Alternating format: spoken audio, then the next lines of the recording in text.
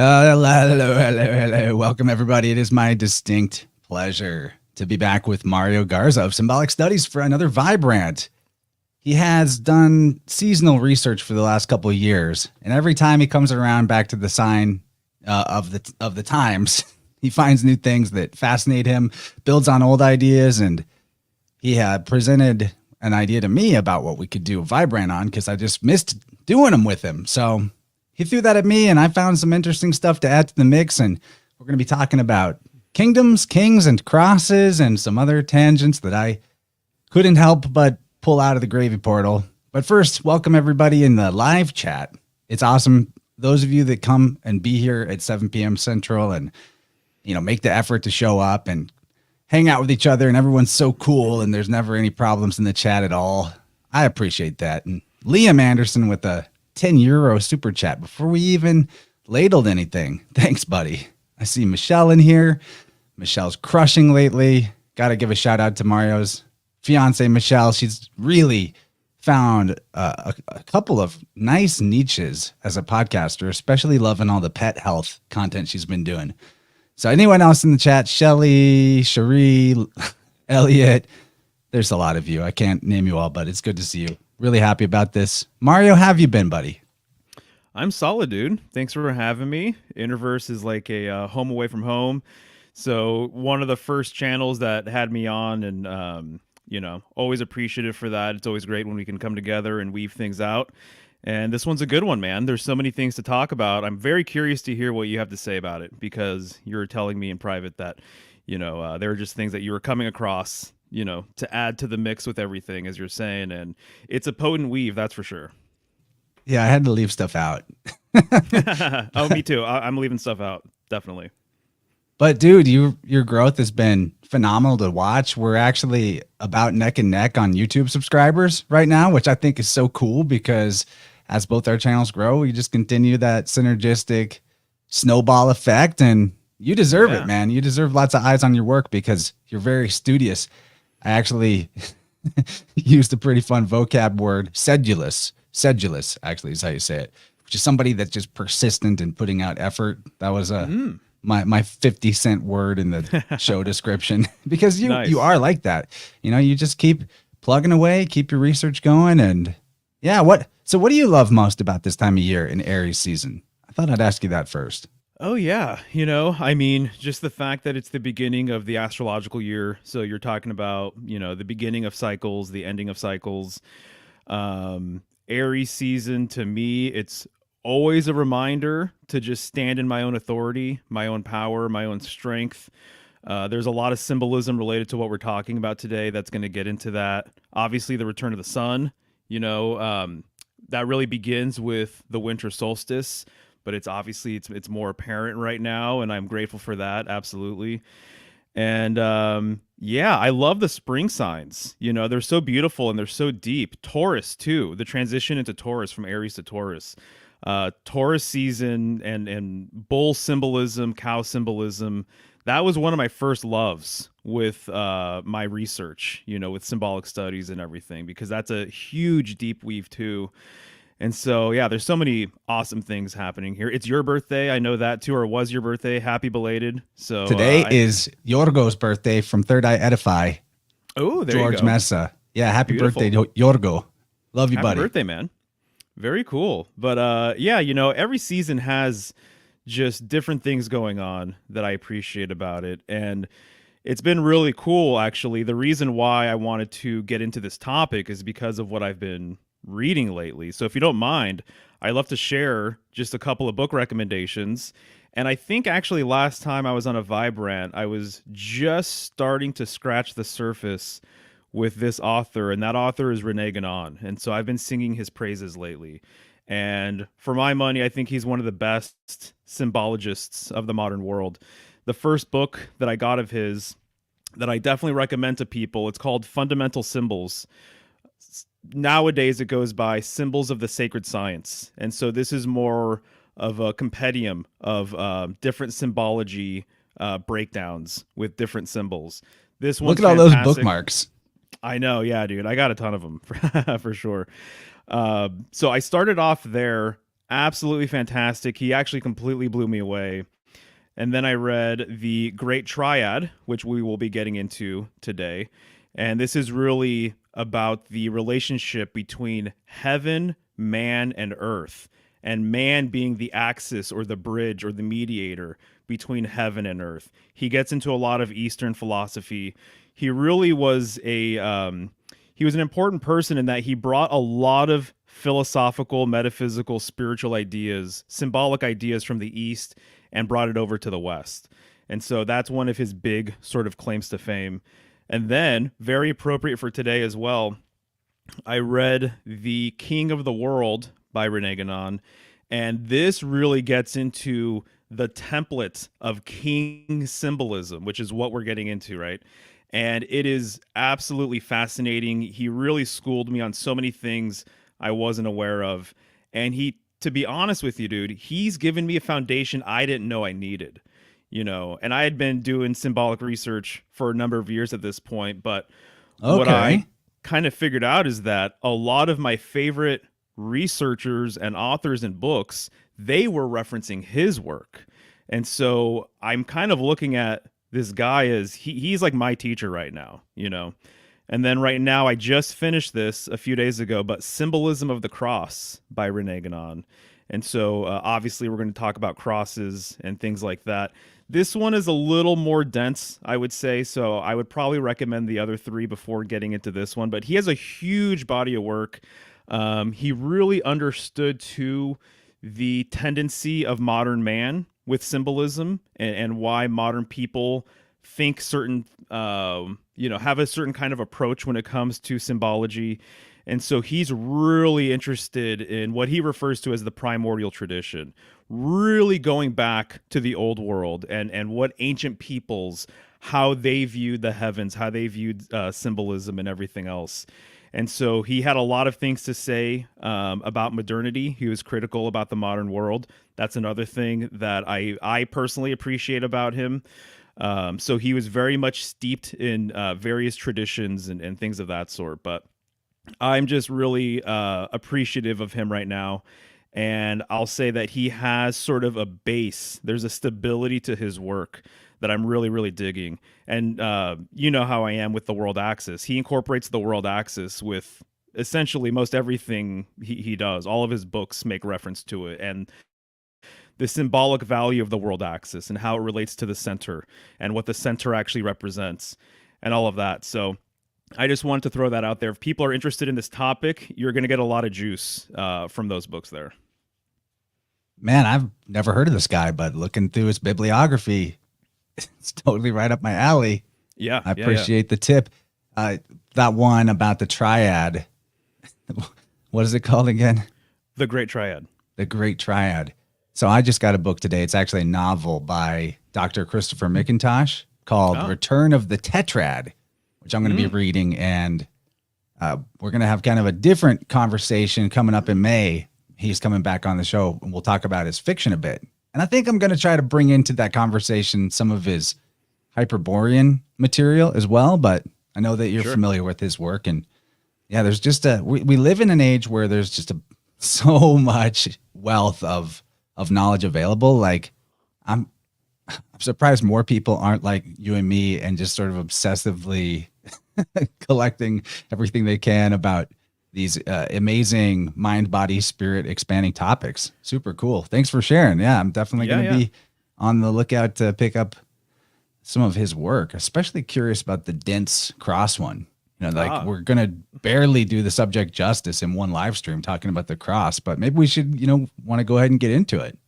Let's do it, man. Yeah. The reason why that book is dense, by the way, is because he's really dealing with spatial symbolism. And that's some of what we're going to be talking about today. And so he really gets into the mathematics of space, essentially.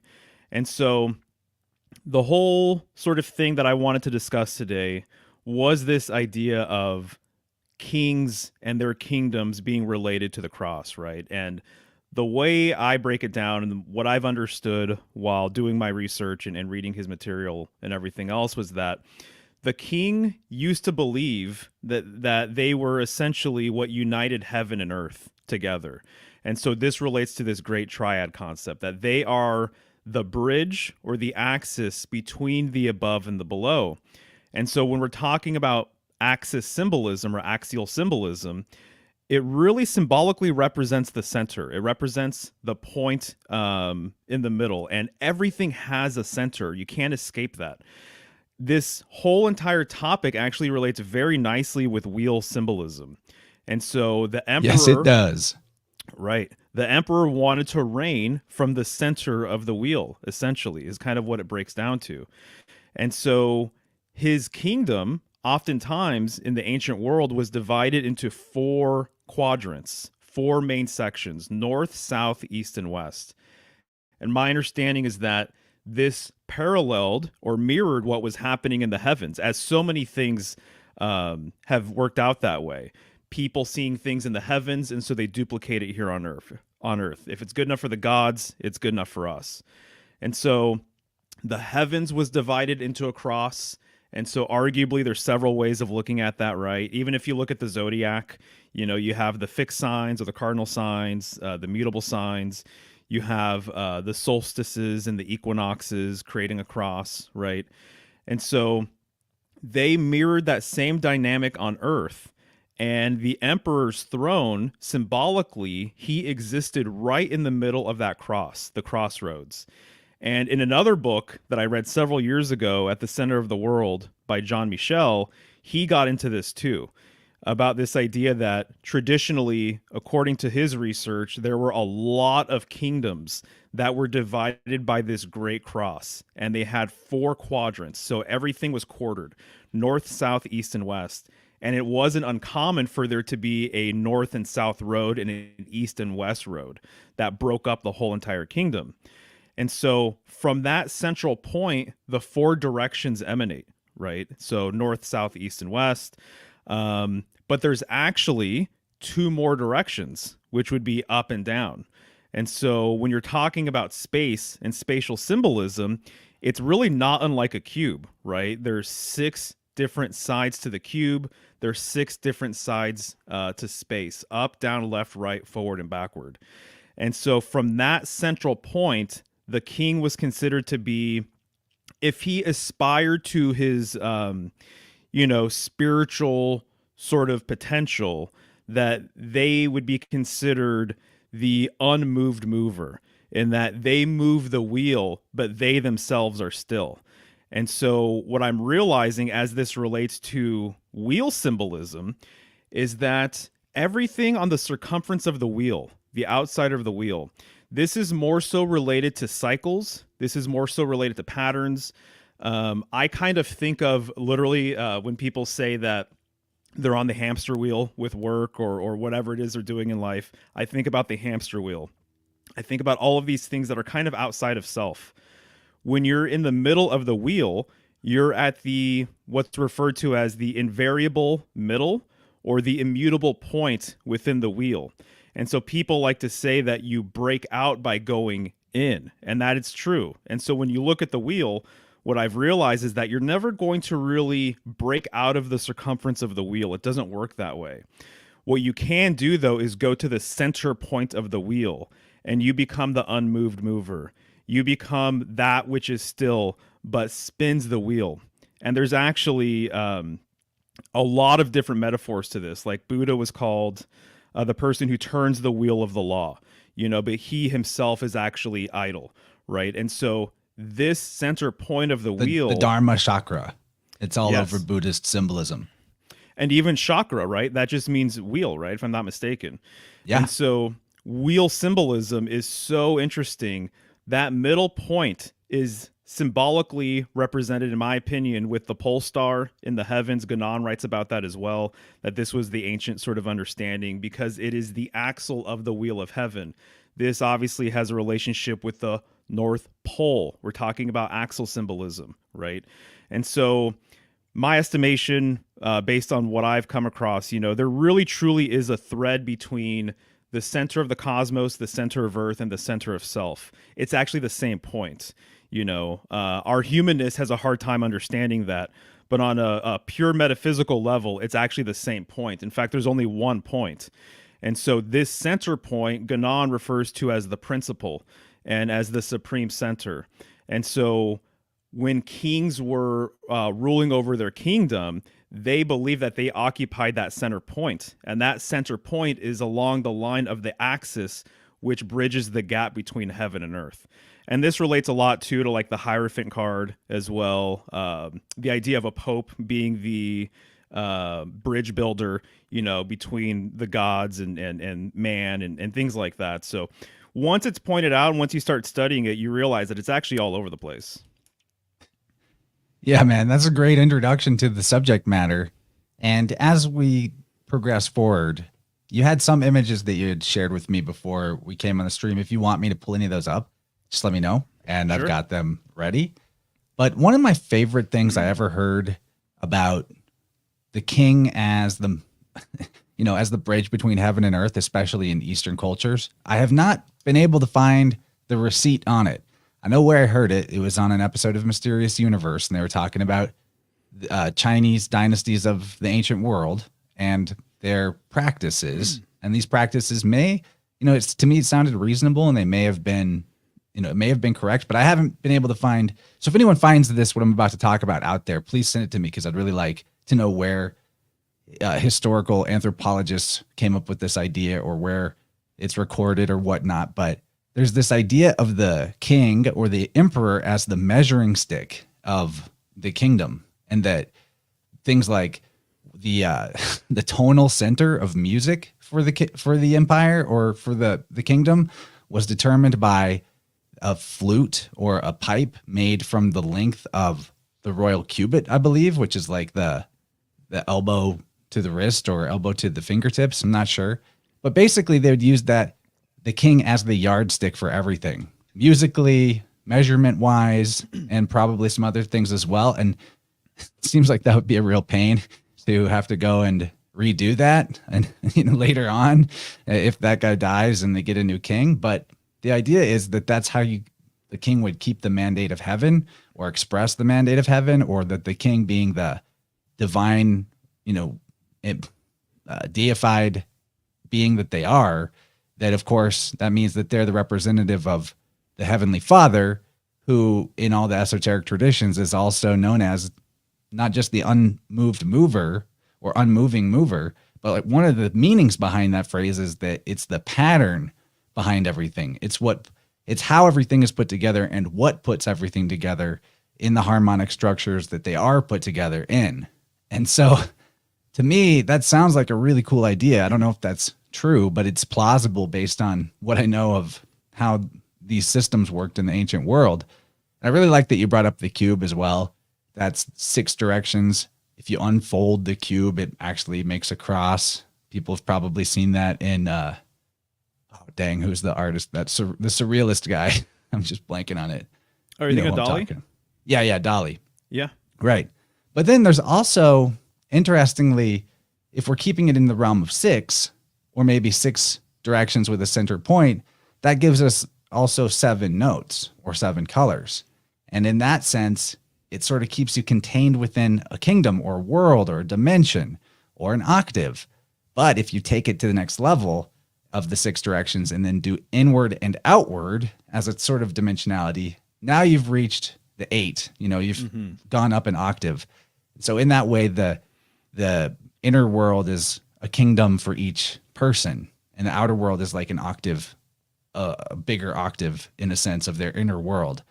And then there's also in this idea of boundaries, and rather than just the cross representing the point of the center of a kingdom or crossroads, there's also the practice of putting hermstones at the boundaries to places or at actual crossroads.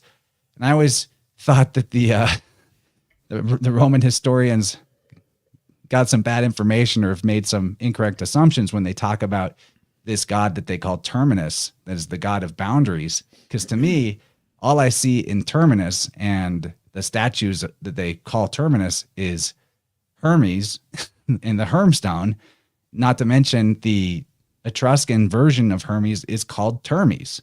So it's Terminus. And I think that that's something that goes on a lot is the huge variety and multiplicity of gods and goddesses seems to be mostly expanded out of misconceptions about adding new gods based on epithets or titles or other languages or letter swaps, other ways of spelling the same thing. So not only does the cross have the center axis point, but also it can mark the boundaries of the kingdom itself in some cases. So it's sort of an all-inclusive idea. Yeah. Right. Yeah, exactly, man. Awesome stuff, dude. Yeah, regarding that center point as it relates to the boundary stones, I've heard them referred to as stone of portions, the dividing stone as well, right? And it's really no different than what we're looking at with the background here, with a central polar mountain, right? And so that central mountain, this ancient idea of there being a mountain in the middle of Earth, there's so many variations on that theme that exist out there, and a mountain bridges the gap between heaven and earth. And the mountain as well, or that stone right there in the middle of that cross, would be the fifth point. And so this also relates the emperor or the king or the lord. To me, these are very much interchangeable sort of titles: emperor, king, and lord. And so even the king of the world, the original translation was the Lord of the world. And when you are in the middle of this crossroads where that stone would be, where this mountain would be, you are operating as the fifth point, right? Or kind of this fifth way. And so in that way too, you're identifying yourself with the quintessence. So you're identifying yourself with spirit, essentially. And so those four quadrants of your kingdom, from which emanate from that cross, those can be symbolically represented as the four, elements or the four directions. But when you're right there in the middle, then you are the fifth element. And you're right regarding the seventh point too, in the middle of that cube. That makes a lot of sense. And then it also makes a lot of sense that the eight would be representative there as well. And so that seems to be the thing. It's so interesting. It's like once you start looking into like deep numerology, the numbers just kind of emanate forward. They kind of all unfurl, and they're all kind of hidden, within that same sort of space or dynamic. So maybe if you want to pull up one of the Emperor cards, the Rider-Waite version. So that's 001 in the files that I sent you. You'll see that it's very curious what they decided to do here, in that they depicted the Emperor as a central mountain. And this is something that I think can very easily be overlooked. And this actually isn't tradition either. You don't see this depicted in too many cards, but this is one of the most classic decks out there. And so you have two mountains on the side, and then you have the Emperor right there in the middle. And so to me, they are essentially relating him to a central mountain. And this gets into a lot of the symbolism that Ganon got into in The King of the World, where essentially what he says is that the original blueprint for the king or emperor or lord is a polar king. It's a northern king ruling Agartha, or ruling some sort of hidden kingdom, essentially. And he makes the case that a lot of these hidden kingdoms essentially have a northern polar central correspondence, that is the idea behind these kingdoms. And that's the idea behind, say, concepts related to like a celestial Jerusalem, or what some people have referred to as hyperspace kingdoms, is that they relate more to the supreme center. They relate more to a primordial sort of tradition, which everything in the primordial tradition, according to Ganon, has everything to do with the center. That it's all about the center. It's about the center of the wheel, the center of self, earth, and the heavens, and this axis that bridges the gap between them. So to me, that's fascinating. And this is reminding me that the Emperor card is the fourth card of the Major Arcana. It's not uncommon for him to be holding a Globus Cruciger that has a cross on it. And if you want to go to the Maru map, which I'm sure most of your audience has seen at this point, but this central mountain, a lot of times they correspond with this idea of four rivers emanating from the mountain, four winds emanating from that place as well. And so it lines up with all the stuff that I've been learning about.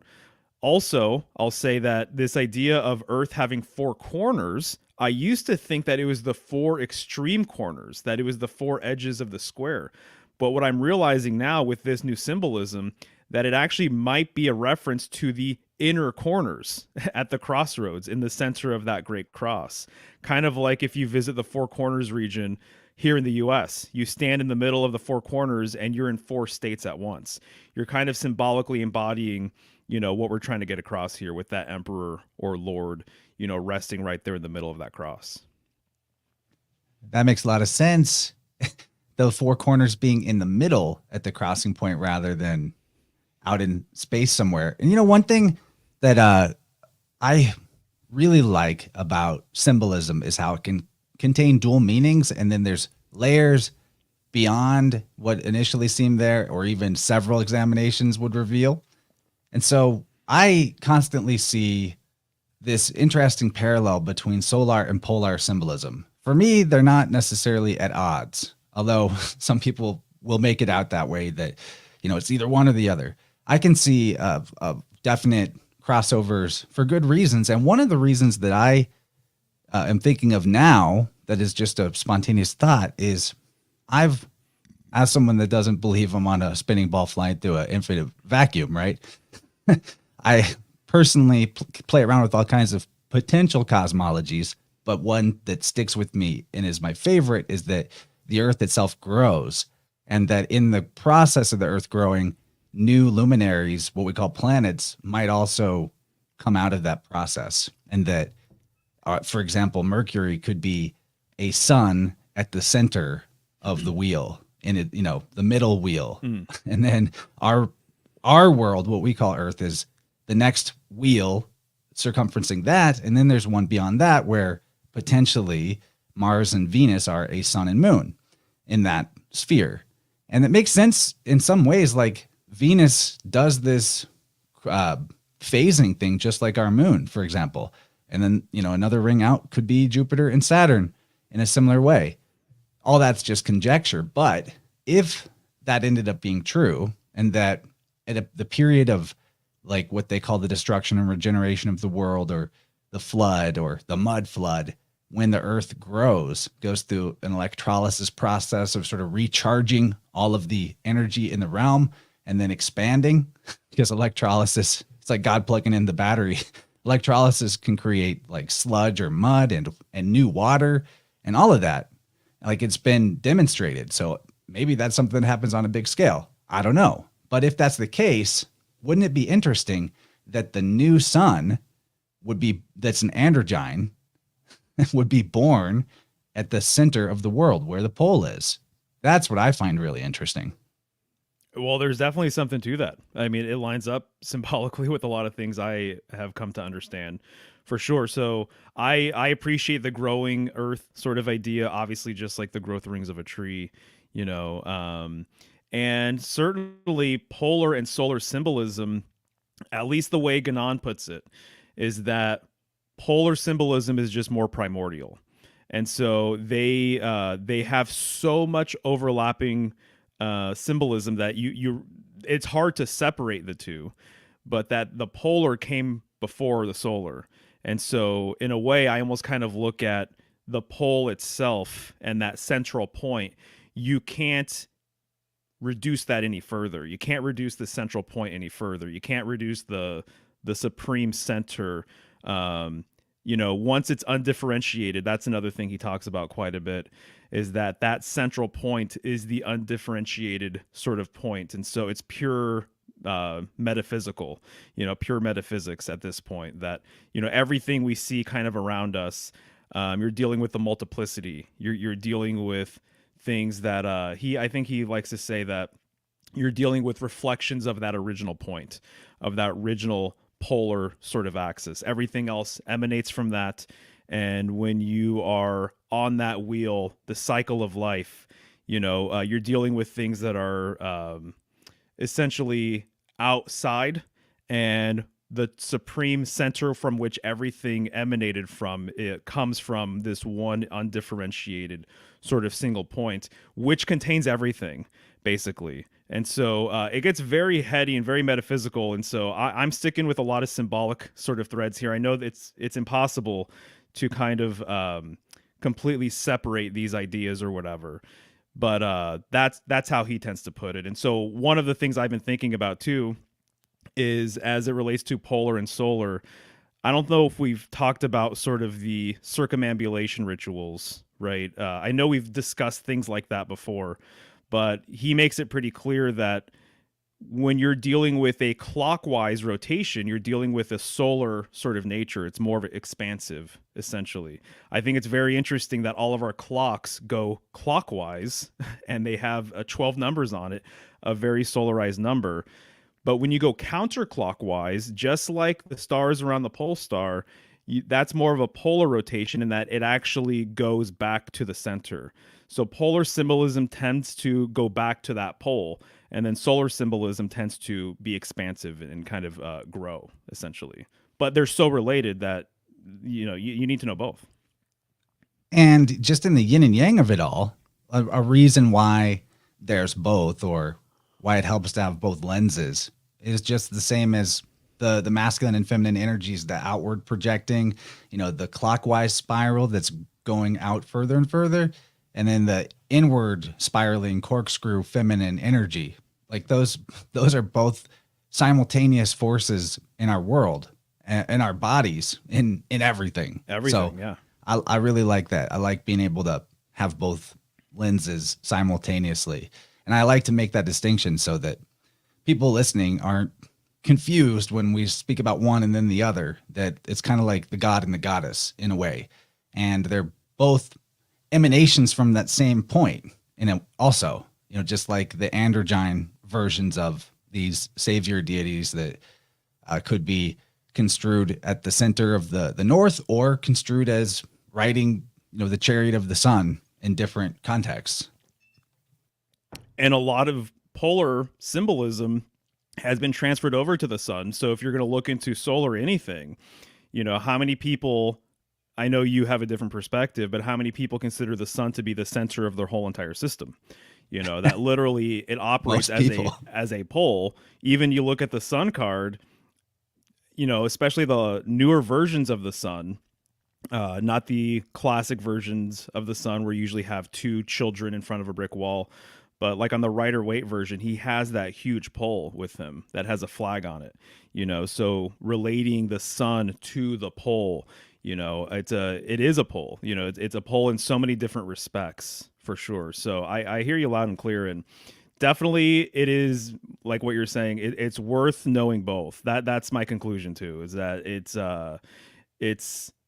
holistic that way to understand both, but it's also holistic too to understand that it seems as though there have been traditions that preceded the solar tradition, that preceded the solar age, and perhaps solar worship and things like that. Jenny says, circle of fifths, clockwise, odd, atom, circle of fourths, reverse, counterclockwise, even, or Eve. That's great. That sounds a lot like what I heard. I was listening to Biocharisma, Topher's podcast, and he's talking to Stephanie Peterson, I think that's her last name, and they're getting into this music gravy and the pattern, basically. But we're digressing. I'm going to let you take us into some more ideas that you've got on the docket. Yeah, sure. So maybe the next thing that you can share would be the coordinates image I sent over. And, these are just Cartesian coordinates. So what we're talking about, spatial symbolism, the 6 directions. And so in many ways, this central point that the emperor or king of old believed that he related to is really no different than the z-axis, right? And so you have the x-axis, the y-axis, and then you have that vertical z-axis. And that vertical z-axis is what bridges the gap between different realities, between different orders of life, essentially. And so Ganon goes into great detail about the difference between what's happening on the horizontal plane and then what's happening on the vertical plane. Way too much to get into. I probably need to reread his book to completely fully understand what's going on there. It's like the density axis, you could think. Right. I was bringing Yeah. this up in a recent show, but you know about the ocean under the ocean? Oh, I don't know. Maybe. I know Oh about. man, you got to look into this. Okay. So this Please. is one, in my opinion, this is one of the greatest evidences for the cosmology of a firmament and all that, but it's in the reverse. So you're talking about this vertical axis. I think that that's the axis of density. And you know that based on how things float or sink, right? But below the ocean, like at the ocean floor, there have been found shores where there's like a type of water that is denser than the ocean water. And there are beaches and shores and this other type of water that is looks exactly like a beach on our surface level, but not exactly like because it's below the sea. But anyway, the like submarines and craft that have tried to go into that water or whatever we want to call it, they bounce off of it. Can't penetrate it. And in a similar way, people have tried to escape the atmosphere of our density level. Things seem to bounce off of something, right? We've seen that a lot too. So there could be like these density boundaries similar to basically like a fish doesn't easily go out of the surface of the water, and there's like a surface tension, huge density difference. I think this is happening potentially on a scale of dimensions upwards and downwards that may go infinitely for all we know. It's really interesting. So I just wanted to add that about the z-axis. Look into the ocean shore, like the ocean below the ocean or the shores below the shore. I'll see if I can pull something up, like a picture of it. Excellent. Excellent. I would love to see that actually, for sure. That is fascinating. I mean, the waters above and the waters below, right? That makes a lot of sense to me. Density absolutely plays a part in what's going on here. And I'll say, to be honest with you, one of the things I've been thinking about as it relates to cosmology and what we live on, the thing that's been turned upside down, literally, is this idea that humanity doesn't share a consensus up or a consensus down. And I'm starting to understand that we actually all share the same up and the same down. That people in Australia don't have a different up than us. They don't have a different down than us because we actually are on the same plane. It seems to me like that's what's going on here. So the fact that there is this old tradition of what is up symbolically has a correspondence with the heavens. The heavens have a correspondence with all sorts of different things. Earth has a correspondence with all sorts of different things. And that these two ideas of the above and the below, heaven and earth, that they were fixed in so many ways, and that there were traditions and stories and myths and common sense sort of things that made a lot of sense with what was associated with the above and the below. And so now we live in a world, though, where that's not even, true to a lot of people, that there isn't a consensus reality with what's considered up and what's considered down. And so to me, I think that's a very interesting sort of thing. I think that this is one of the sort of tricks that's been kind of thrusted upon us, is that we don't share an up and we don't share a down. In my opinion, I think we do. And so when you look at this graph, right, this makes a lot of sense. The z-axis emanating from the two other axis points that cross over with each other. In my opinion, just talking about it from a polar perspective, it makes more sense to discuss something like this from a polar dynamic, polar coordinates, versus say like a solar dynamic. So that's kind of the difference of what preceded what. You wouldn't explain this in terms of solar symbolism, but it would make sense to explain it in terms of polar symbolism, right? And so this is just another sort of way of looking at this material, in my opinion. And since you're sharing stuff, maybe share the scan 002 or either one, actually. Maybe go with 001 since it's the first one.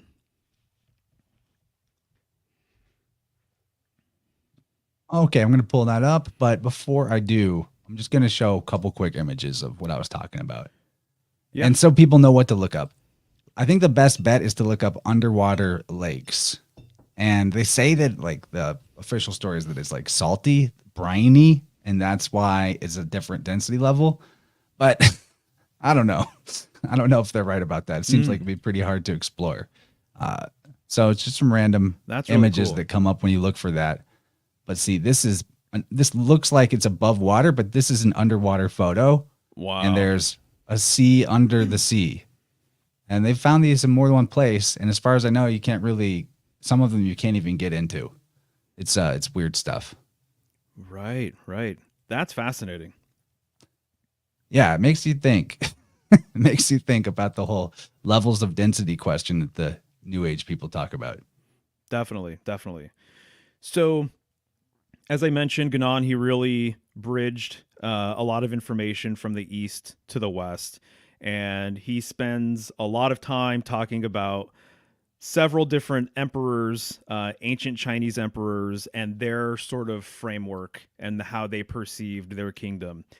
And if you zoom in on that square there, if it's possible, there's 9 squares, right? Kind of looks like a magic square. There's 9 squares within that larger square.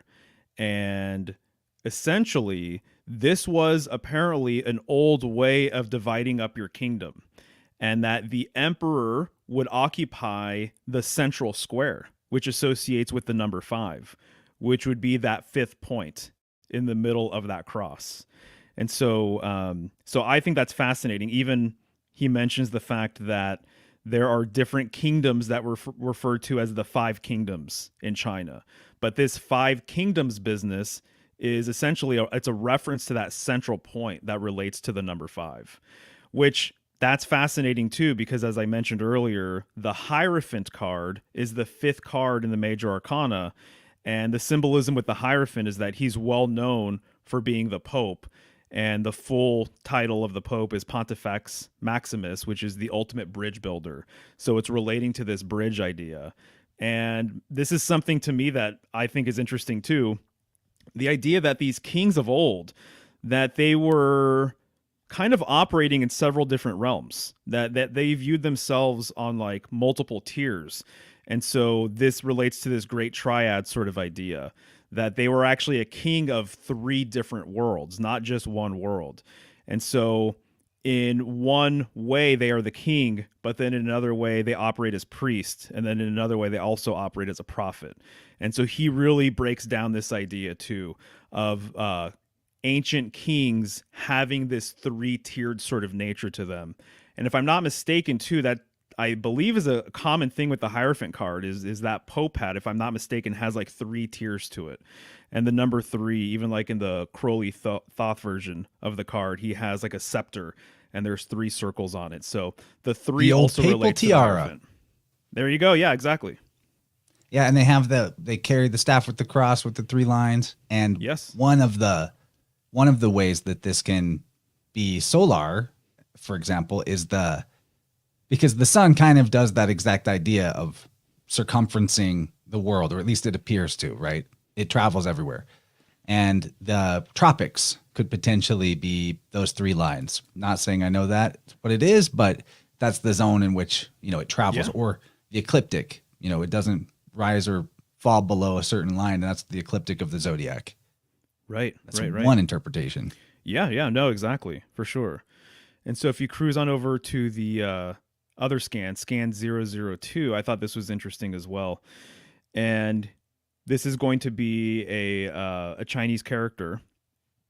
And what is said about this character is that it's an expression of these 3 worlds being bridged with that vertical axis. Sorry, I didn't manage to download that one, but I got it now. Here we go. Oh, no, you're all good. Oh, yeah. Okay. Yeah, I wanted to point this out that Is that right? Is this is 002? Did I get that wrong?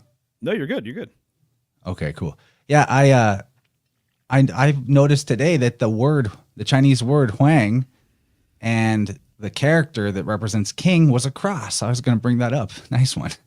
Excellent. There you go. Yeah, exactly. So essentially that vertical axis is that central axis we're referring to. So this idea of the king being at the center is really, really embedded in tradition. And it was just unbeknownst to me. I had some inclinations and some hunches about some of this stuff, a while back, but it's really, really kind of come to light in this sort of recent rabbit hole that I've been down. But once again, vertical axis, world axis, heaven, man, and earth being sort of connected with that vertical axis. Nice one. But yeah, exactly. I couldn't help but think of Wang that way too, obviously. Makes me I love my mom. Sometimes she says funny stuff like this was a long time ago, but we were eating something and she didn't really like it and she's like, it's got a funny wang to it. I'm like, oh really?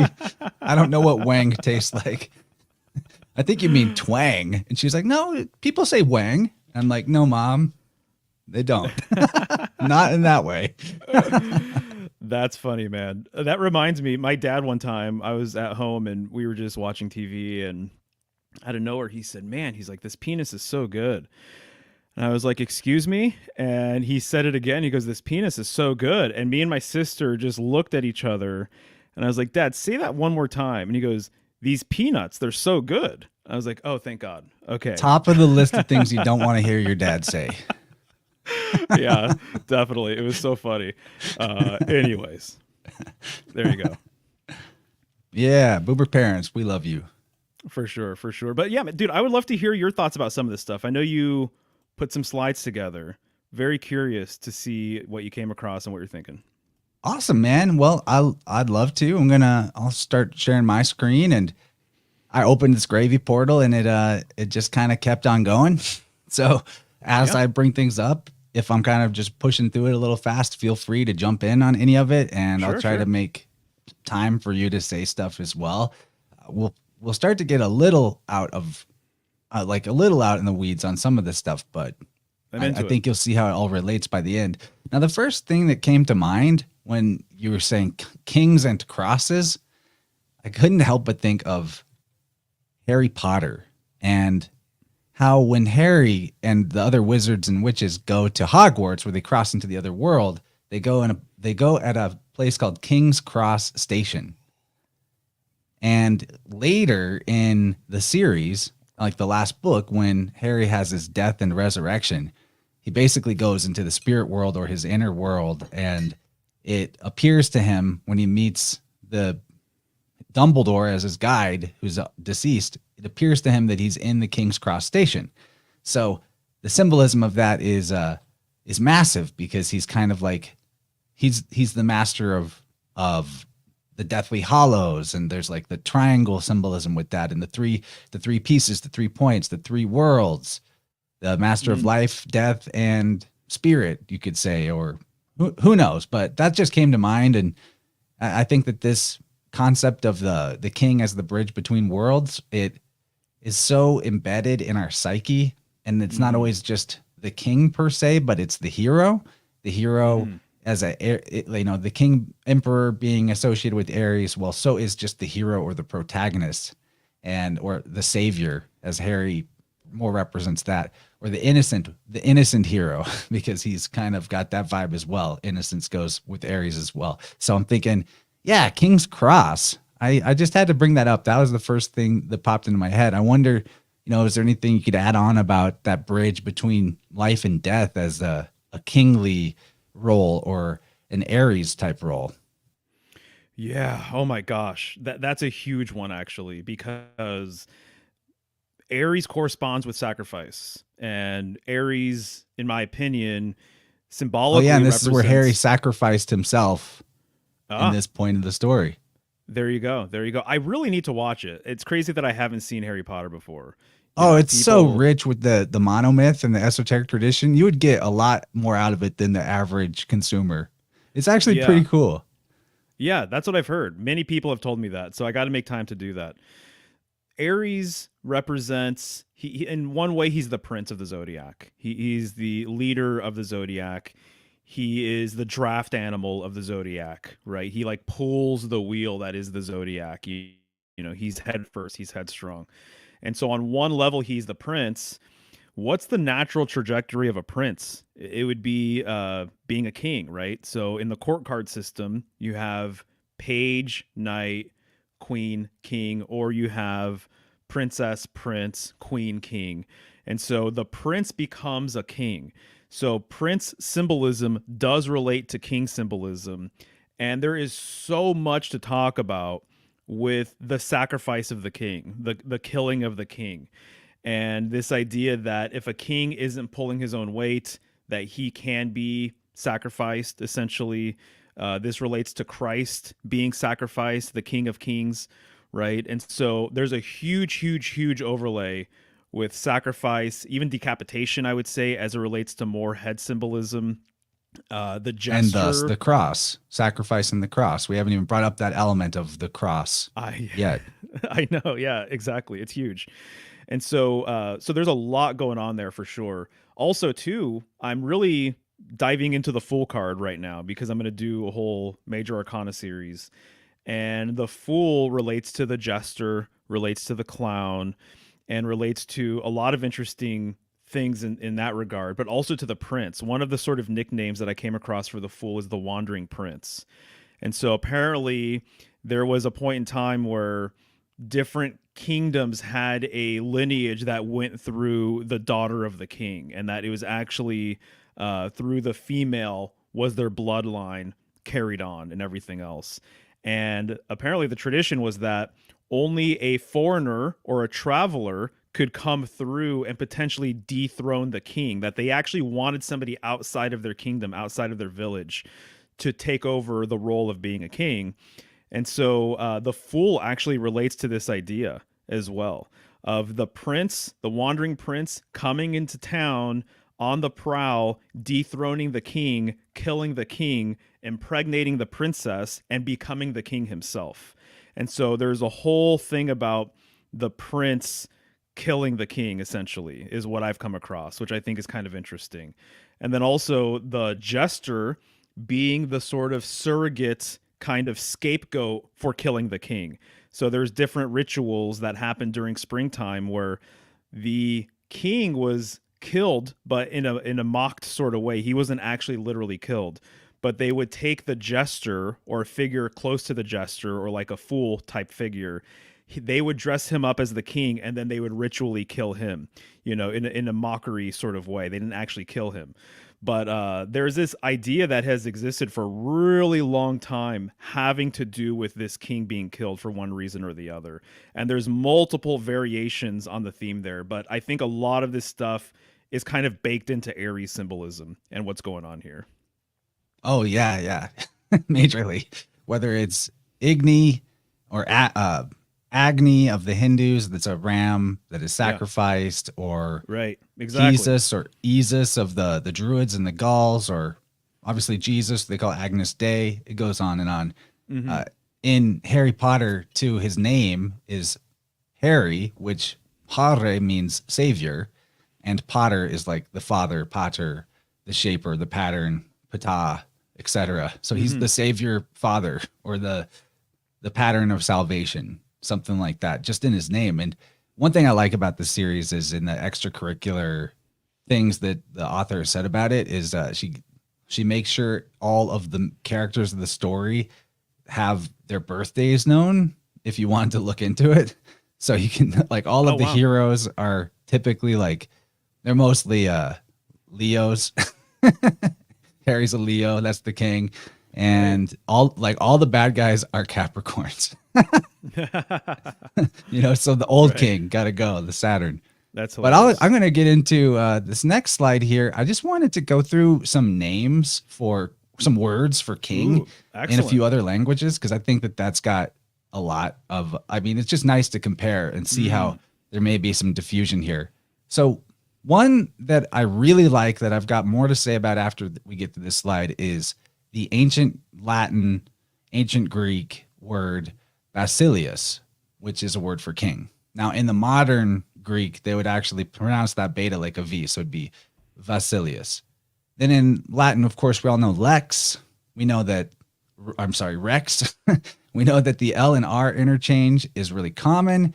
And so you have Rex, Lex. That is the word and the king, or the law and the king. Those ideas are cognate with each other through philology. Now, in a lot of the Romance languages, I'll just go through these real quick. So Spanish, it's Rey. Italian, it's Ray. French, it's Roy. In Polish, it's cruel, cruel, something like that. Turkish, it's Kral. German, it's König. Uh, Chinese, Guawang. In Japanese, it's just O. That's how you say it. And then in Hebrew, it's Melech. So there's a lot there to think about. First of all, notice the similarity of the root sound craw, as in cross, for some of these. Yes. Like cruel, crawl. Exactly. That's there. And then there's an interesting aspirate thing going on with the H sound sometimes coming before the R. As the example would be the modern Romance languages are giving us this general word Ray or Ra as the word for king. And we know that X can interchange with C or H. So it makes a lot of sense that Rex would get kind of softened into just Ray, or Roy, as it is in French. But there's a difference that's interesting between the European Portuguese word for king and the Brazilian Portuguese, where the European says Ray, but the Brazilian say hey, as in that's the word for king. And there's a big aspirate push with the H sound. Now that H sound in more guttural accents can easily get hard, which brings us back to the craw sound of cross being potentially related to how some people say king. See what I mean? Like if the word is Ray or Roy or Ra, then if someone's pushing that first syllable out with kind of a hard aspirate because that's just the guttural way they talk, then all of a sudden Ra is like craw, just like Ray becomes hey for the Brazilians. So I think that's interesting and potentially related to how some people say king. It's all anecdotal, but I see connections here. Then there's the Hebrew word Cohen, which means priest and relates to the word Khan, which is another way of saying king.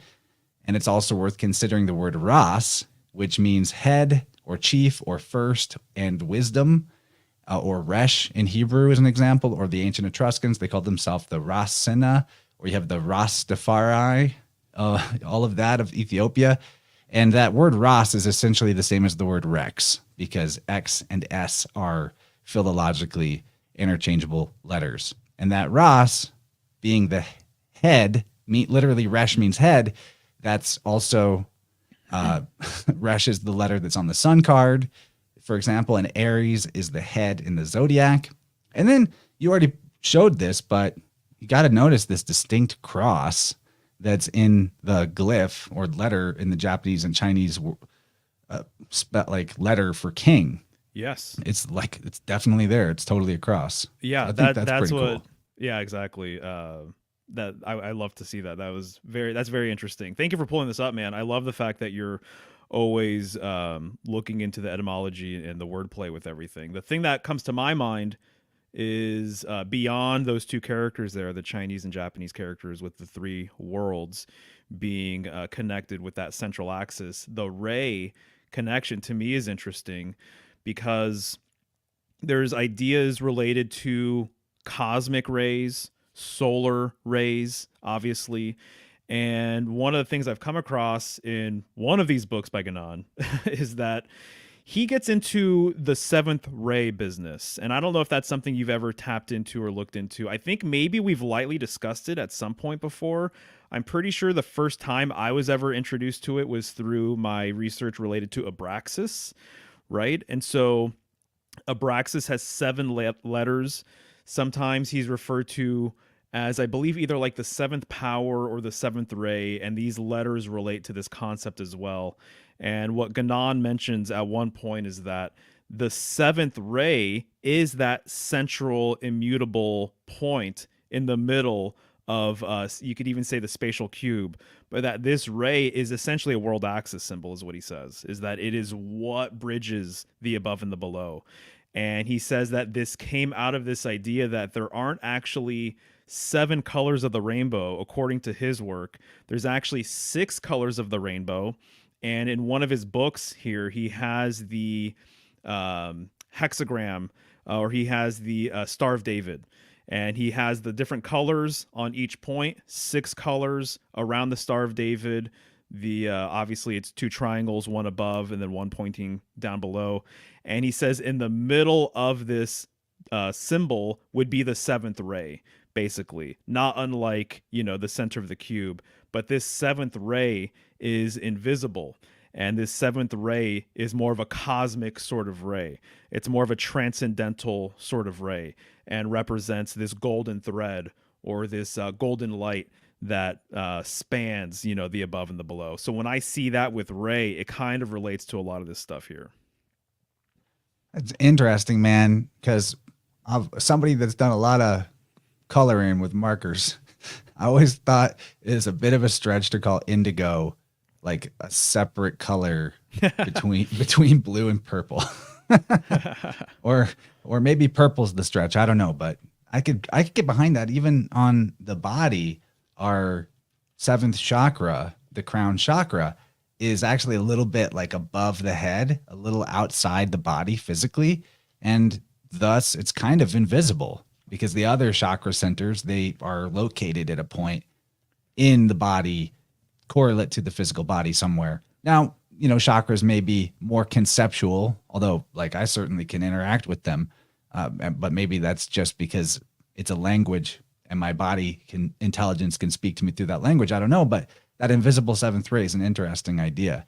And there is a useful correction by Sirenita in your chat that Spanish ray is actually spelled R-E-Y, not R-A-Y, but same pronunciation.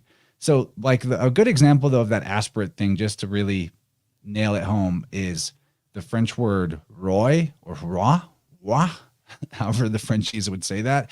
You put a hard aspirate in front of that and you get croix, C-R-O-I-X, which is cross. So there's like, I've never looked at words for king and cross before. And it was amazing as you offered this topic that as soon as I opened up the philology goggles, it was like, yeah, there's definitely linguistic connections that make these concepts cognate with each other. So I thought that was fun. And definitely. So remember, let's focus on this word though, basilius, because it's a little bit different from the rest of the list. It sticks out. And I wanted to point out the basilica, right? Basilicas are places from which a central authority gives orders and commands to a city or a region. And they tend to have this peak and these crosses, or at least one cross that's at the top of the peak. So there's a connection to the king idea and the center idea, the basilica at the center of the town. And then look at the plant basil. Do you see the cross there in the leaf pattern? Yeah, that's really cool. It's totally there. And then again, the modern Greeks, they swapped the letter beta to sound like a V. So they would say Vasilius. And I think that's probably why kings have vassals. So instead of basil, it's vassal, Vasilius. That to me makes a lot of sense. Now, this one you're going to like. Let's get a little conspiratorial for a second. The Bank for International Settlements is in Basel or Basel, Switzerland. There's your king idea and center idea.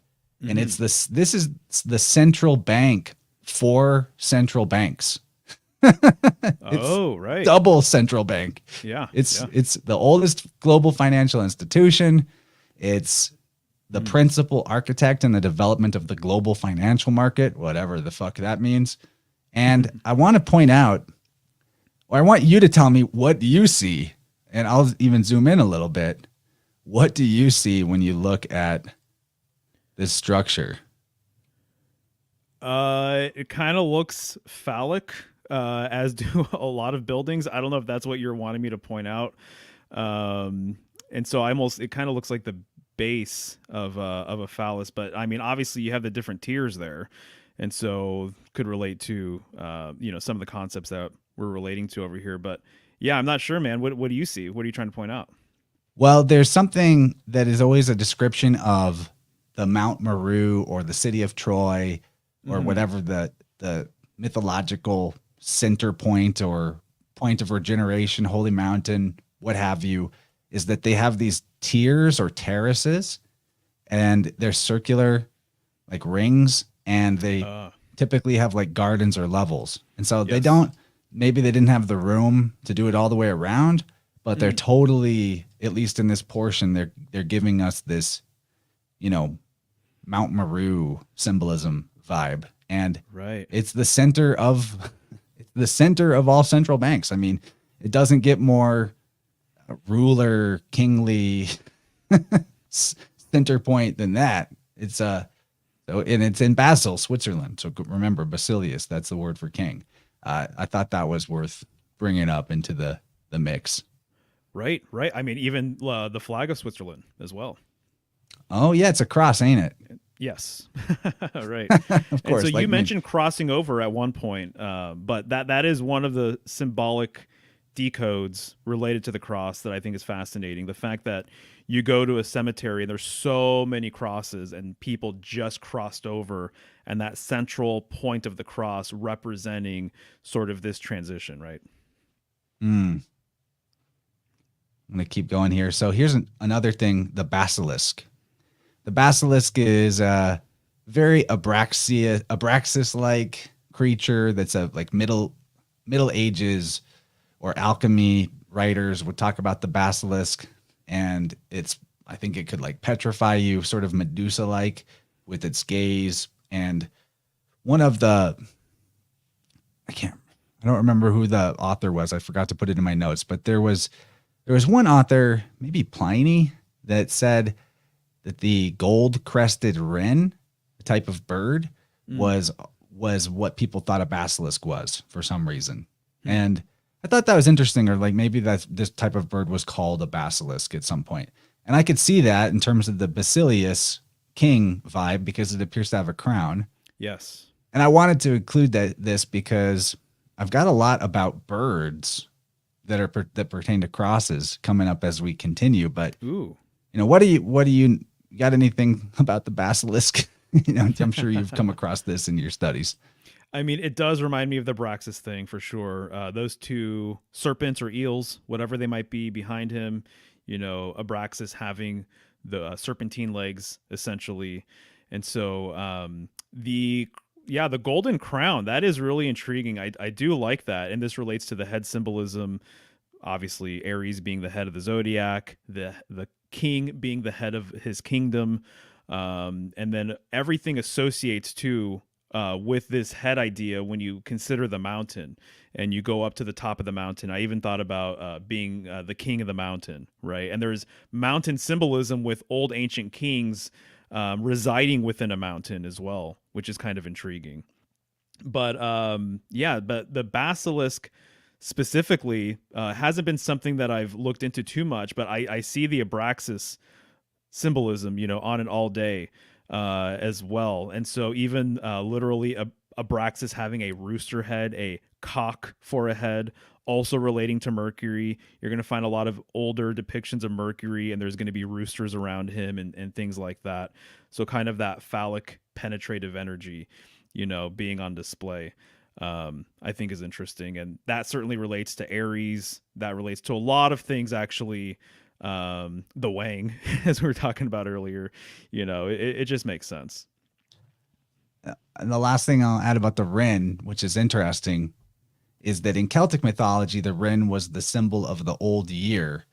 And so there was a tradition of chasing around and killing a wren and then parading it around the town while singing and dancing and collecting money for its burial. So that's Oh, very much like a symbolic killing of the king if yes. this wren is related or even was called a name similar to the word for king at one point. Poor Hmm. guys. Like, dang, Celts, you don't need to kill these little cuties. How rude.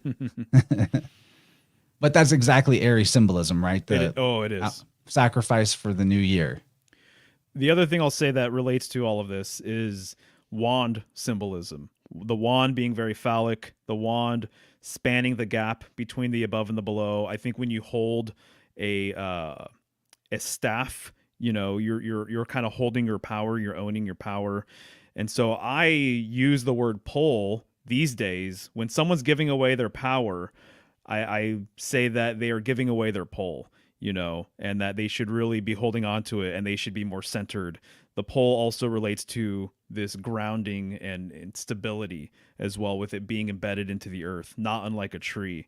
And so wands relate to fire, and it's not uncommon for wands in the tarot to be used like a torch. And so when you see a torch or a wand, very similar symbolism, but in order for fire to burn, there has to be fuel. And so wood would be that fuel. And so I think it's interesting that Aries is a fire sign, right? It's a cardinal fire sign. It has to do with sacrifice. And literally, fire symbolically kind of relates to sacrificial symbolism just by the fact that it needs fuel and something needs to Right. burn. It can't exist without it. Right. And that makes it a symbol for life as well, because life has to consume. Yes, exactly. Right. And of course, as we're talking about the bird, rooster, dragon hybrids, Slick Dissident enters the chat. Welcome, buddy. Okay, so now we're going to get into the real gravy. All right. So I have a few things from the ancient mythological and Roman historian Nimrod. And he says, the wheel upon which criminals were extended was a cross. Although the name of the thing was dissembled by Christians, it was a St. Andrew's cross, of which 2 spokes confined the arms and 2 the legs. So we have this idea of criminals alongside the left and right of Jesus on his cross, but the St. Andrew's cross is maybe a more common or older version of this type of corporeal punishment, potentially, or at least in, the archive, for what it's worth, what is or isn't forgery, who knows? But it appears this way in a lot of art, where their hands and legs are outstretched and they're in an X shape rather than a T shape. Now, of course, an X and a T, they're both crosses, they're versions of a similar thing. So I think it's clear that the symbolism overlaps. But we're going to see a lot more about, this X rather than a T, I find really interesting. And there's much that comes up with that. Like how many things that we're going to talk about have this IX phonetic or root as a prefix or a suffix in the word. For example, this little plant here is called Ixora, Ixora. And of course, it's got 4 petals and an X like a St. Andrew's cross. And in the Hindu tradition, this Ixora is the flower of choice to honor Lord Vishnu. And Vishnu is the one that incarnates as characters like Krishna. It's the savior, preserver part of the Hindu Trinity is Vishnu. That's why, remember, we just talked about B and V swapping. So now think about the bishops of the church, right? They're Vishnu, bishop, Vishnu. It's a similar root there as well. And also this word Ixora is actually supposedly a Portuguese word. And I think that it sounds a lot like Ishvara, Ixora, Ishvara, Isvara, Iswara. There's a lot of ways of saying it, but that's the Sanskrit word for Lord, which we've established, Lord, King, kind of similar concepts. So I like how, Michelle, it's a pretty one.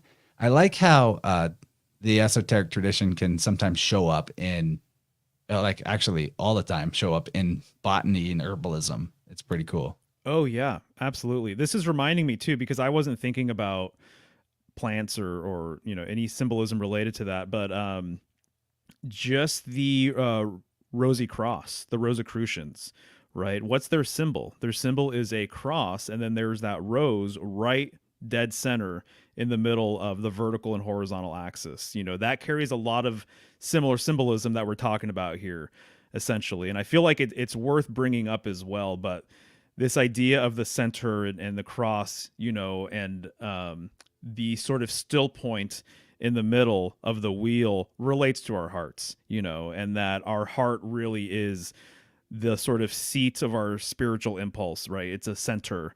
Arguably, everything has a center. Everything does have a center. Everything has a center point within it. But there's a reason why the heart has kind of been used as the symbolic center of man, essentially. And so when I see, or even just in my mind's eye, when I think about the Rosicrucian cross, the Rosy Cross, that's what I tend to think of as well. And it kind of reminds me too of like Christ having a, an illustration of Christ with his heart on fire, something along these lines. There's this idea of a central fire.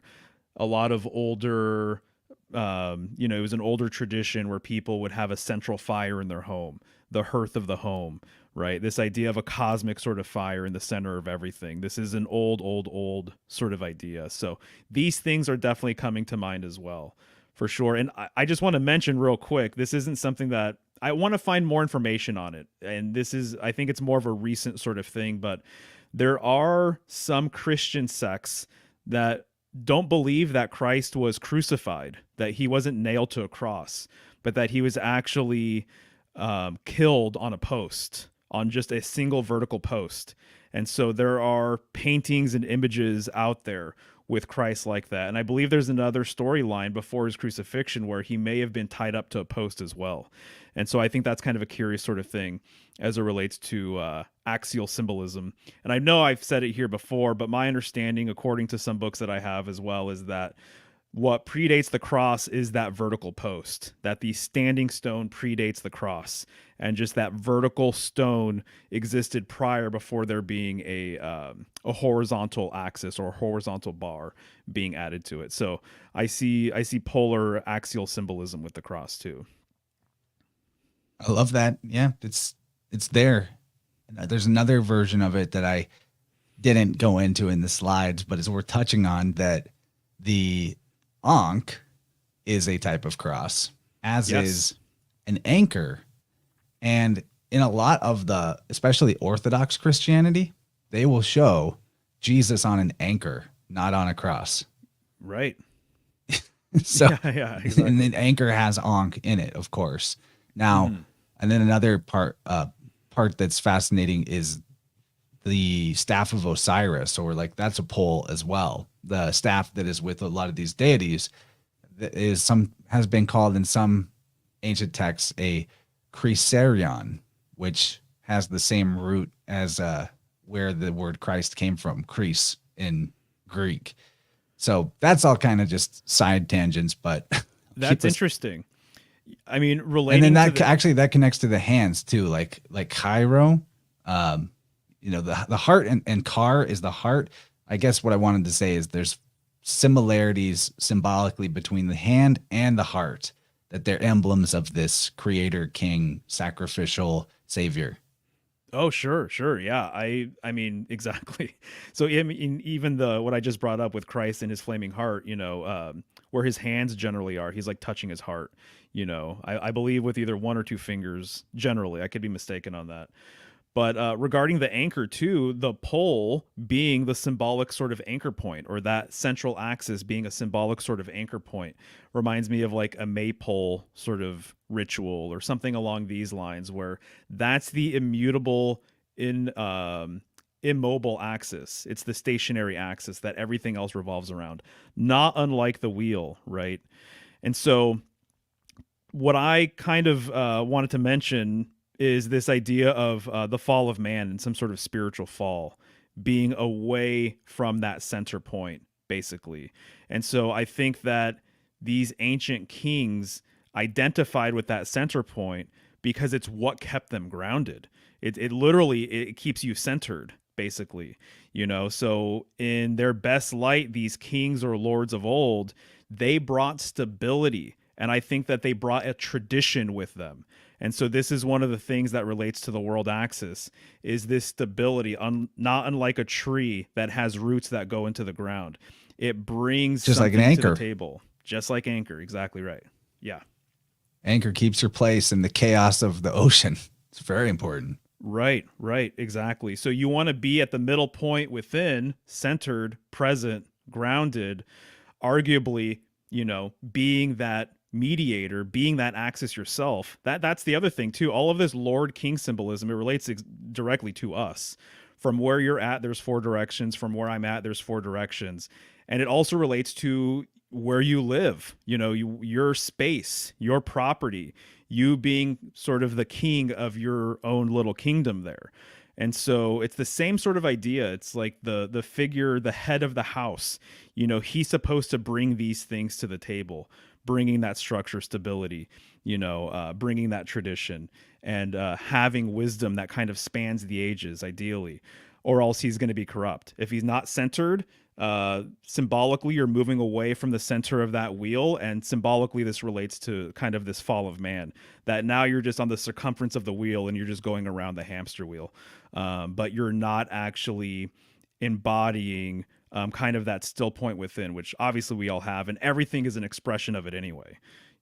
But obviously, this can be a concept that gets lost, and arguably, this is the reason why, if you think that we live in a dark age, it's because the center has been lost. A lot of this symbolism related to the center has basically fallen by the wayside. And so what I've heard is that the last great golden age, what it had intact was the concept of the center. That is the great difference between ages. It's literally how close man is to that center point, that axis point, and how far man is away from it. I really like what you're saying there. I got to respond to Cherie in your chat. She said, Chance is a Cancer, right? No, I'm an Aries. How dare you? Mario's the Cancer. Oh, yeah. Just look at me. I think I look very Cancerian. Leo rising, though. Yeah. Catriona knows my signs. Good for you. But what you're talking about being centered is so crucial. And I don't think I've ever pointed this out to you before, but I do biofield tuning. So I work with clients pretty often to figure out where the stuck energy is in their aura and what the psychological dilemmas are that keep their energy restrained in some way or put them in pain or what have you. And the first thing that I do in every session is I look for, Eileen McCusick calls these points the Earth star and the Sun star. But in terms of a more simple way to comprehend what I'm talking about, it's like the south and north pole of your energy field, the top and the bottom of the sphere. And interestingly enough, the points of your energetic center or pole can float out of balance or out of alignment with your physical center based on habitual ways of thinking or acting. And it takes a while, but over the course of a life, most people that I tune, I find one or both of those points out of whack, either too close to the body or to the left or to the right or forward or back or some combination of all that. And what I always do is I just tune into those and gently nudge them back into the spot where they're supposed to go. And like whenever I find them out of whack, it tells me something right away about how their life has been. And a lot of sessions I just go in, I try not to ask a lot of questions and just let what is revealed to me come up to me.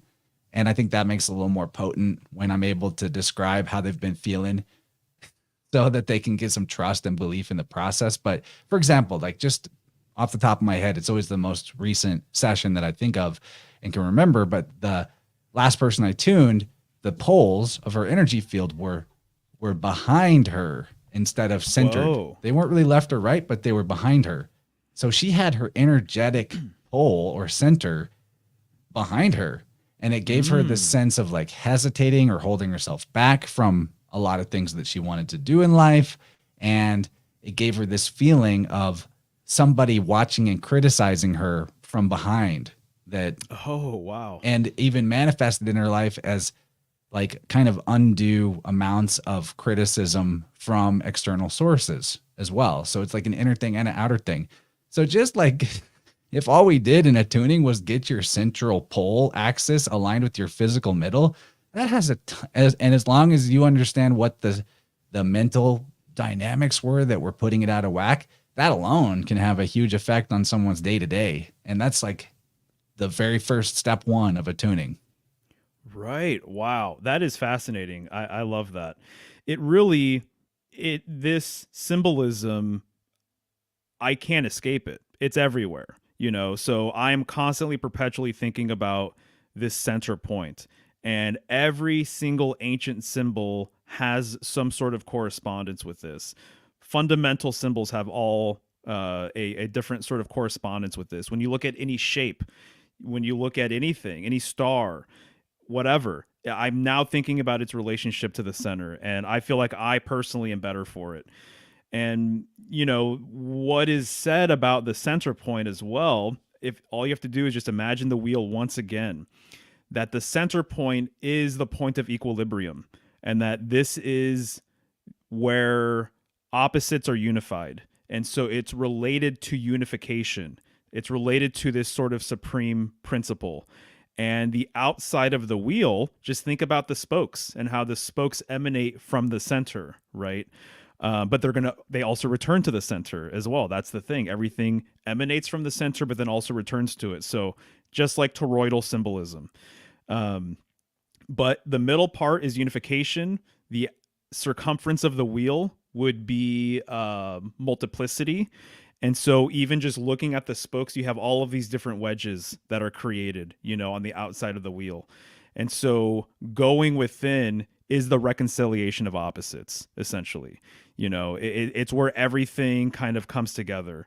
And so it seems to me like that is what we have lost as a people. That's why we're so off-centered. That's why so many people are completely ungrounded, because everything is operating on sort of an external sort of level. Everything is about external validation. Everything is about external solutions to external problems and everything else. And so it's much easier said than done to kind of embody this sort of philosophy and idea. But as I've been reading this material lately, I've been thinking about it way, way, way more. And so I feel like it's made me a more holistic person, digging into some of this material. And I know you appreciate this stuff too. And that's really cool to hear the story that you just shared. So thank you.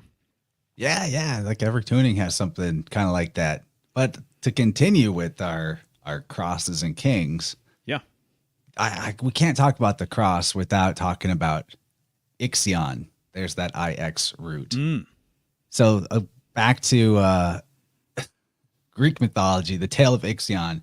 He's famously tortured for all eternity due to his transgressions against the gods. I'm not going to go into all the details around that, but he's bound to this fiery wheel. Mm-hmm. And it's basically like the same as the idea of the breaking wheel. It's a form of punishment that's a variation on crucifixion. So here's your cross and your wheel coming together. Like in some of this artwork, he's on the outside of the wheel, but usually he's in the center of the wheel. Like these are later depictions that maybe are taking some creative license, I guess. But notice that Ixion is literally in the word crucifixion, I-X-I-O-N. And knowing the N and R letters sometimes interchange, I wonder if Ixora, that plant, is related to Ixion. Like there could be something there as well. I also like the zodiacal vibe that's on the left-hand images wheel. That's some pretty cool artwork. Virgil says, the author Virgil says, and by the wind of Ixion, the axle of the wheel stopped or moved. So we have now wind and this figure being correlated, and that it's like wind is very associated with the divine or the pater, the father. It's the invisible mover, right? But I see in Ixion, one of the ways that you could look at that word is that the Ixi is kind of like Isi, which is savior. Isi, ISO. There's many words for savior that have that root, like ISI, ISO. And then on is a solar word potentially, and it is a fiery wheel. So that's something. And then the thing though about Ixion is that the ancient Greek mythology is so full of forgery. And I'm looking into a new treasure trove of information I found about how much of it was forgery that I will hopefully be able to share sooner than later. So I personally see this Ixion mythology as obscuring the fact that he's actually one of many crucified saviors that came before Jesus. And that's why the mythologists, forgers, what have you, made the story so different, and they wanted to account for these artifacts of a crucified savior that come from far beyond or far before the era of Jesus. And then back to Nimrod, he says that We read in Pindar of the venereal bird Yinks, or Inks, bound to the wheel, and of the pretended punishment of Ixion. Now think about with that hard aspirate, like Inks, King, King, right? There's like similar phonetic there as well, the Inks wheel. We're going to talk about that wheel more in a future slide. But Nimrod continues, he says, this rotation of Ixion's wheel was really no punishment, being, as Pindar saith, voluntary and prepared by himself and for himself. Or if it was punishment, it was appointed in derision of his false pretensions, whereby he gave himself out as the crucified spirit of the world. So some of the ancient authors already associate him with the crucified savior, even though most of the stories of Ixion you get are that he was like a human king and he was just wicked, and so he got this eternal punishment. He tried to do it with Hera, and that that didn't work so well. No. Got it. Yeah, there's a few things I want to point out in that illustration on the left, which is fantastic. And so the first thing that came to mind that I noticed was that the handle looks to me like it could be a scythe or a sickle, actually, more of a sickle. So to me, very Saturnian. And then the figure that's actually cranking the wheel, to me, I see a lot of crone symbolism as it relates to Saturn. And the crone, Saturn, both relate to the scythe and the sickle as well. So I think that that's deliberate, having that sort of subliminal sickle there. And then the other thing I want to point out is the spokes of the wheel, now that we're actually looking at the wheel. So the most basic sort of way you can draw a wheel would be the circle with the cross in the middle. So the quartered circle, right? And so this relates to all the symbolism that we're talking about with kings and crosses and whatnot. But yeah, and that bottom right image with just the quartered circle is the oldest of these images. Right. Yeah, exactly. Yeah, that one might have, because that's traditional too, having 6 spokes. I don't know if that one has 4 or 6 spokes emanating from it. But the spoke itself is not unlike a ray, right? Just like the rays of the sun. And so, according to Ganon, he says that the spoke is related to the ray, and the spoke of a wheel is an axial symbol. It's a polar symbol. It's another pole. So even what bridges the gap between the inner and the outer of the circle, or the inner and the outer of a wheel, literally is just another pole. And that relates to that center point of the wheel itself, which is the axle. Which I think, to me, that makes perfect sense. Okay, so I'm going to keep us going here. Sure. I'm trying not to take too long. I have a few more slides. Okay. This is the oldest Ixion that I've been able to find, and it's a very old Etruscan bronze piece. They date this to 400 to 450 BC, if that's correct. You know how dating goes, but it's about 10 centimeters in diameter, so it's actually very small for the level of detail that it's got, which is a super cool piece. The mainstream academia says that this is the Greek Ixion being rehashed by the Etruscans, as they seem to think everything about the Etruscans is originally Greek. I don't know. I don't see it, but it's also because I see so much forgery about the ancient Greek authors that it's the whole thing, or the majority of it, might very well be a contrivance of the Middle Ages. Like it's ridiculous, but we'll get to that in a future stream. I think it's this Greek cover-up of an older system that Christianity is based on, and it had to be obscured for papal authority and all that. But notice here the wings on the Ixion figure. This is a huge deal. It's important when we look at the next slides, especially, back to the Etruscans. They are either the same as the Phoenicians or related to them. And although we can't know how much of it is credible, what we are told about the Phoenician mythology by Philo of Byblos in the only known work on it, the Sanchoniuthon, he describes basically all of their primal deities as winged like this. So now we have the winged king on the cross, or the wheel that is a cross, and that's taken us closer to starting to cross over into female savior or female like queen and cross symbolism. and androgen symbolism. Right, right. And this reminds me of the Wheel of Fortune card, where Yeah, you have the cherubim tetramorph angels in the corners, which all have wings, and then you have that central wheel. And it reminds me too of the fact. I mean, you just have to point out the fact that the penis is right there, right in the middle of the wheel, right, relating the middle part of the wheel, the axle of the wheel, to polar symbolism, in my opinion. good And point. Nice catch. This is why I wanted to show you this stuff. right, right. Yeah, no, this is absolutely fantastic. So the idea that the heavens are not unlike a wheel, obviously, it's a classic sort of thing here. But yeah, these are fantastic, dude. I love what you bring to the table. Sweet. Okay, we'll keep going. So, as for the wings question, I want to bring up, why are there so many versions of the Christian cross with a dove or a bird above it or on it? Mm. You know, the one from the left is from Milan. I'm not so sure about the second one, but do you have any reflections about like birds and crosses? Is that something you've come across? Oh yeah, for sure, absolutely. It's not uncommon for, say, the Ace of Cups to have a dove with that wafer that has a cross on it.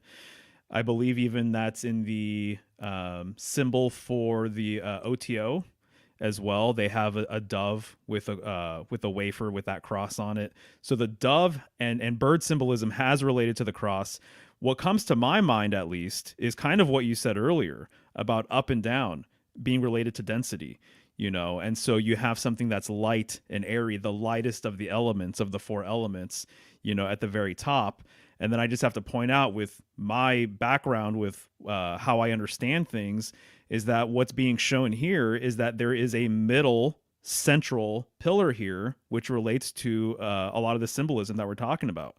And so you have the pillar on the left, the pillar on the right, arguably Boaz, Jachin, arguably solar and lunar, which means that the central pillar there is actually polar in nature. And so you're dealing with the same symbolism of the dome that we kind of looked at earlier, with the cross on top of the dome, or the stupa on top of the dome, right? And so this would be sort of the transcendental axial aspect of the design of what connects the above and the below. So to me, I see that the dove definitely makes a lot of sense to kind of put up there. This is more of an esoteric sort of thing, but obviously I know you're here for it too. I have read that the dove is an old reference to essentially what would be considered a Typhon. Typhon, and there's several Typhons out there, but like the Typhonian order or the Typhonian tradition, actually it being a symbol of the Dark Mother is one thing that I've kind of read. I believe that comes from Kenneth Grant. It's, well, linguistically, it's there. Dub, right? Dub means black. Yes, but exactly. It's pronounced like B to V swap. It's pronounced like dove as well. That's a Gaelic word or Celtic word, dub. Mm-hmm. Right, right. So when I read that, I thought that was very interesting. A symbol of the Dark Mother. Yeah, and the dove is also a yoni symbol, in my opinion, especially because the Hebrew word yuna or yuni is dove. It's the same word as yoni. But we'll get more into there that. You go. That makes sense. Yeah, I see it. The Dark Mother, Mother of Monsters type symbolism in there. And I actually had more stuff about like Hecate as a cross goddess and a dark mother, but I didn't actually include that in here just for time's sake, but that's in the mix as well. She's got wheel symbolism for days. But I wanted to just real quick, I'll say that what I've read before, and it's always just stuck in my mind ever since I read it for that first time, Hecate being the lady of the crossroads, and Mercury being the lord of the crossroads as well. And so they kind of play the masculine and feminine of this cross sort of symbol, which obviously has a lot to do with the crossroads as well. So, but proceed. Yeah, go for it. Oh, yeah. And then the symbolism of Hecate relating to 100, hecaton is 100, and like centurions and Caesar being like the C being 100 in Latin Roman numerals, right? And Acer being God.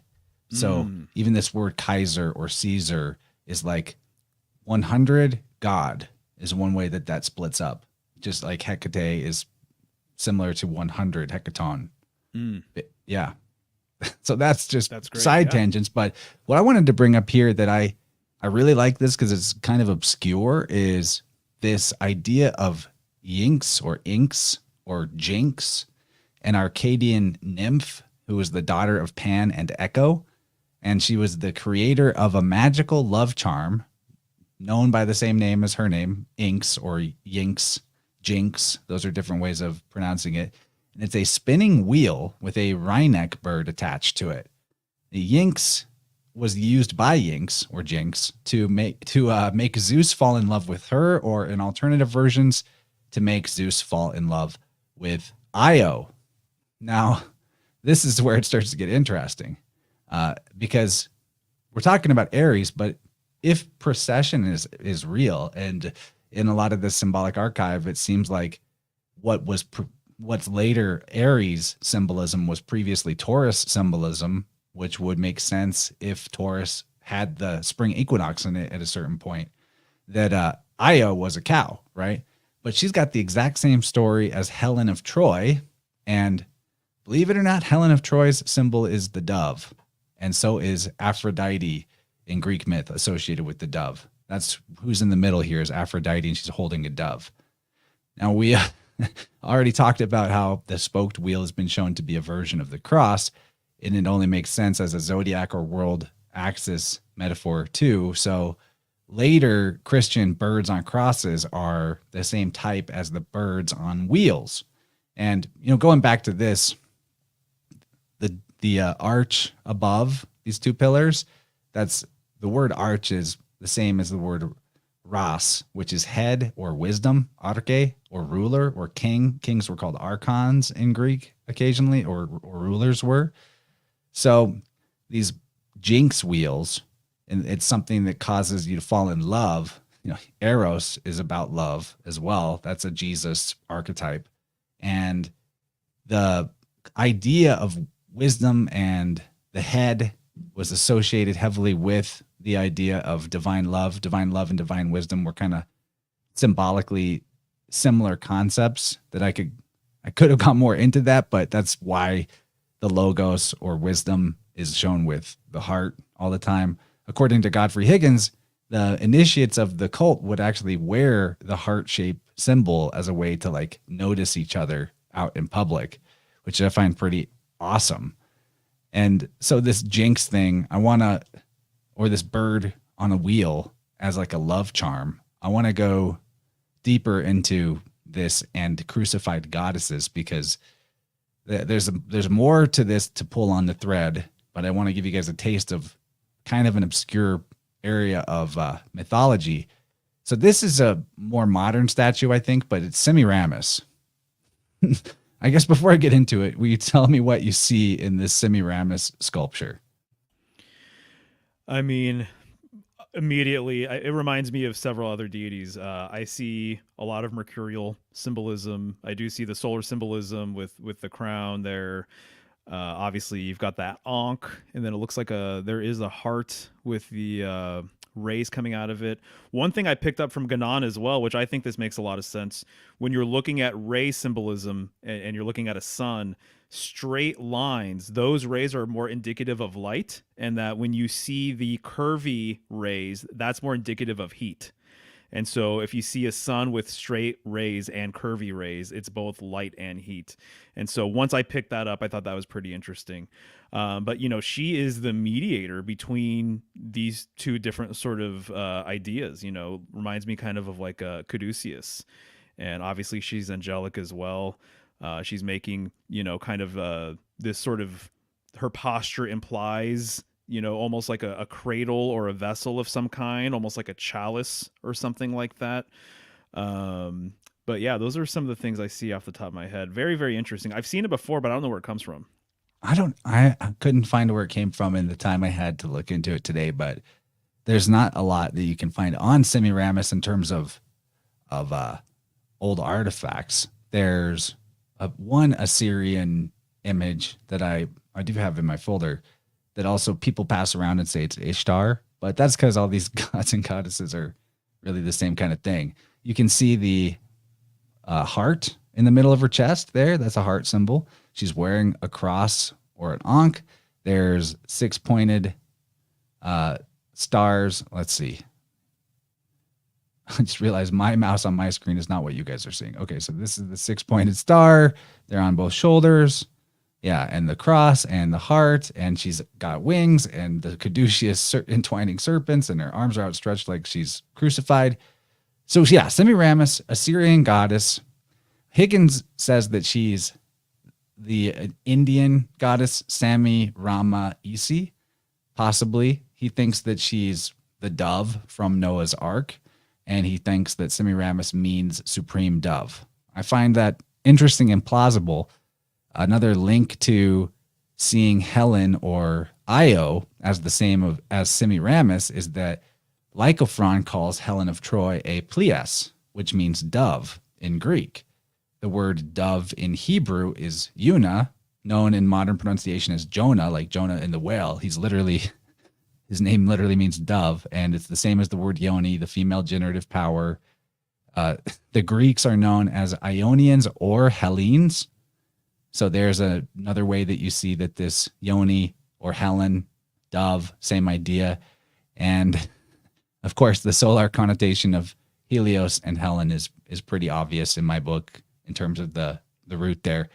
Helen is said to have been born out of a waterfowl's egg, which is exactly Helen of Troy. Little known fact, born out of an egg.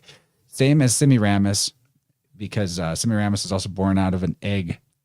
And that demonstrates really that this is the hermaphroditic deity like Phanes or Mithra or Brahma. Brahma, another way of considering that name would be Brahm Maya, father, mother. And they're all of these figures born out of the cosmic egg. The dove of Venus, remember Venus, Aphrodite, dove symbolism goes with her. This is, okay, I'm going to quote Nimrod. He says, the dove of Venus, born on the banks of the Euphrates, was a Maenad or fanatic bird crucified on a wheel with 4 spokes. The desmos tetrachnamos or quadratic bond of the wheel is elsewhere described by Pindar as a punishment of the accursed, the eternal crucifixion of Ixion. That's from Nimrod. Now Semiramis, this is where it gets to me really interesting because now we can see Semiramis, Helen of Troy, Io, got all these overlaps. I actually left stuff out. And she's mythologized as having fought a battle against a king called Starobates on the banks of the Indus River, by whom she was finally defeated and killed by crucifixion. And upon her death, she flies away in the form of a dove. This flying away as a dove is exactly what is said of the Roman emperors who are deified on their deaths. And we have to point out Starobates, this king, is a fascinating name because the Greek word for a cross, as in one you'd crucify a person on, is staros. And bates is the same word, remember the BV swap, as vates, which is what the Latins called the Druids. And so that's a word that refers to Druids or priests or fortune tellers. Vates, bates, fates, fates. It's all philologically there similarly. So this king Starobates is like, that name is basically saying he's the king priest of the cross. I could go on and on about that, but for time's sake, I'll just add that the dove flying away is akin to the phoenix. And there you have the IX coming up again in another word. And back to the bull of it all, we know that this Venus figure is super associated with Taurus, right? And in ancient Greek writing, or how they spelled things, there was a letter called sigma tau. And because of this letter, it was often confused or interchanged that T, S, and ST interchanged all the time. So now think about the word staros, that means cross.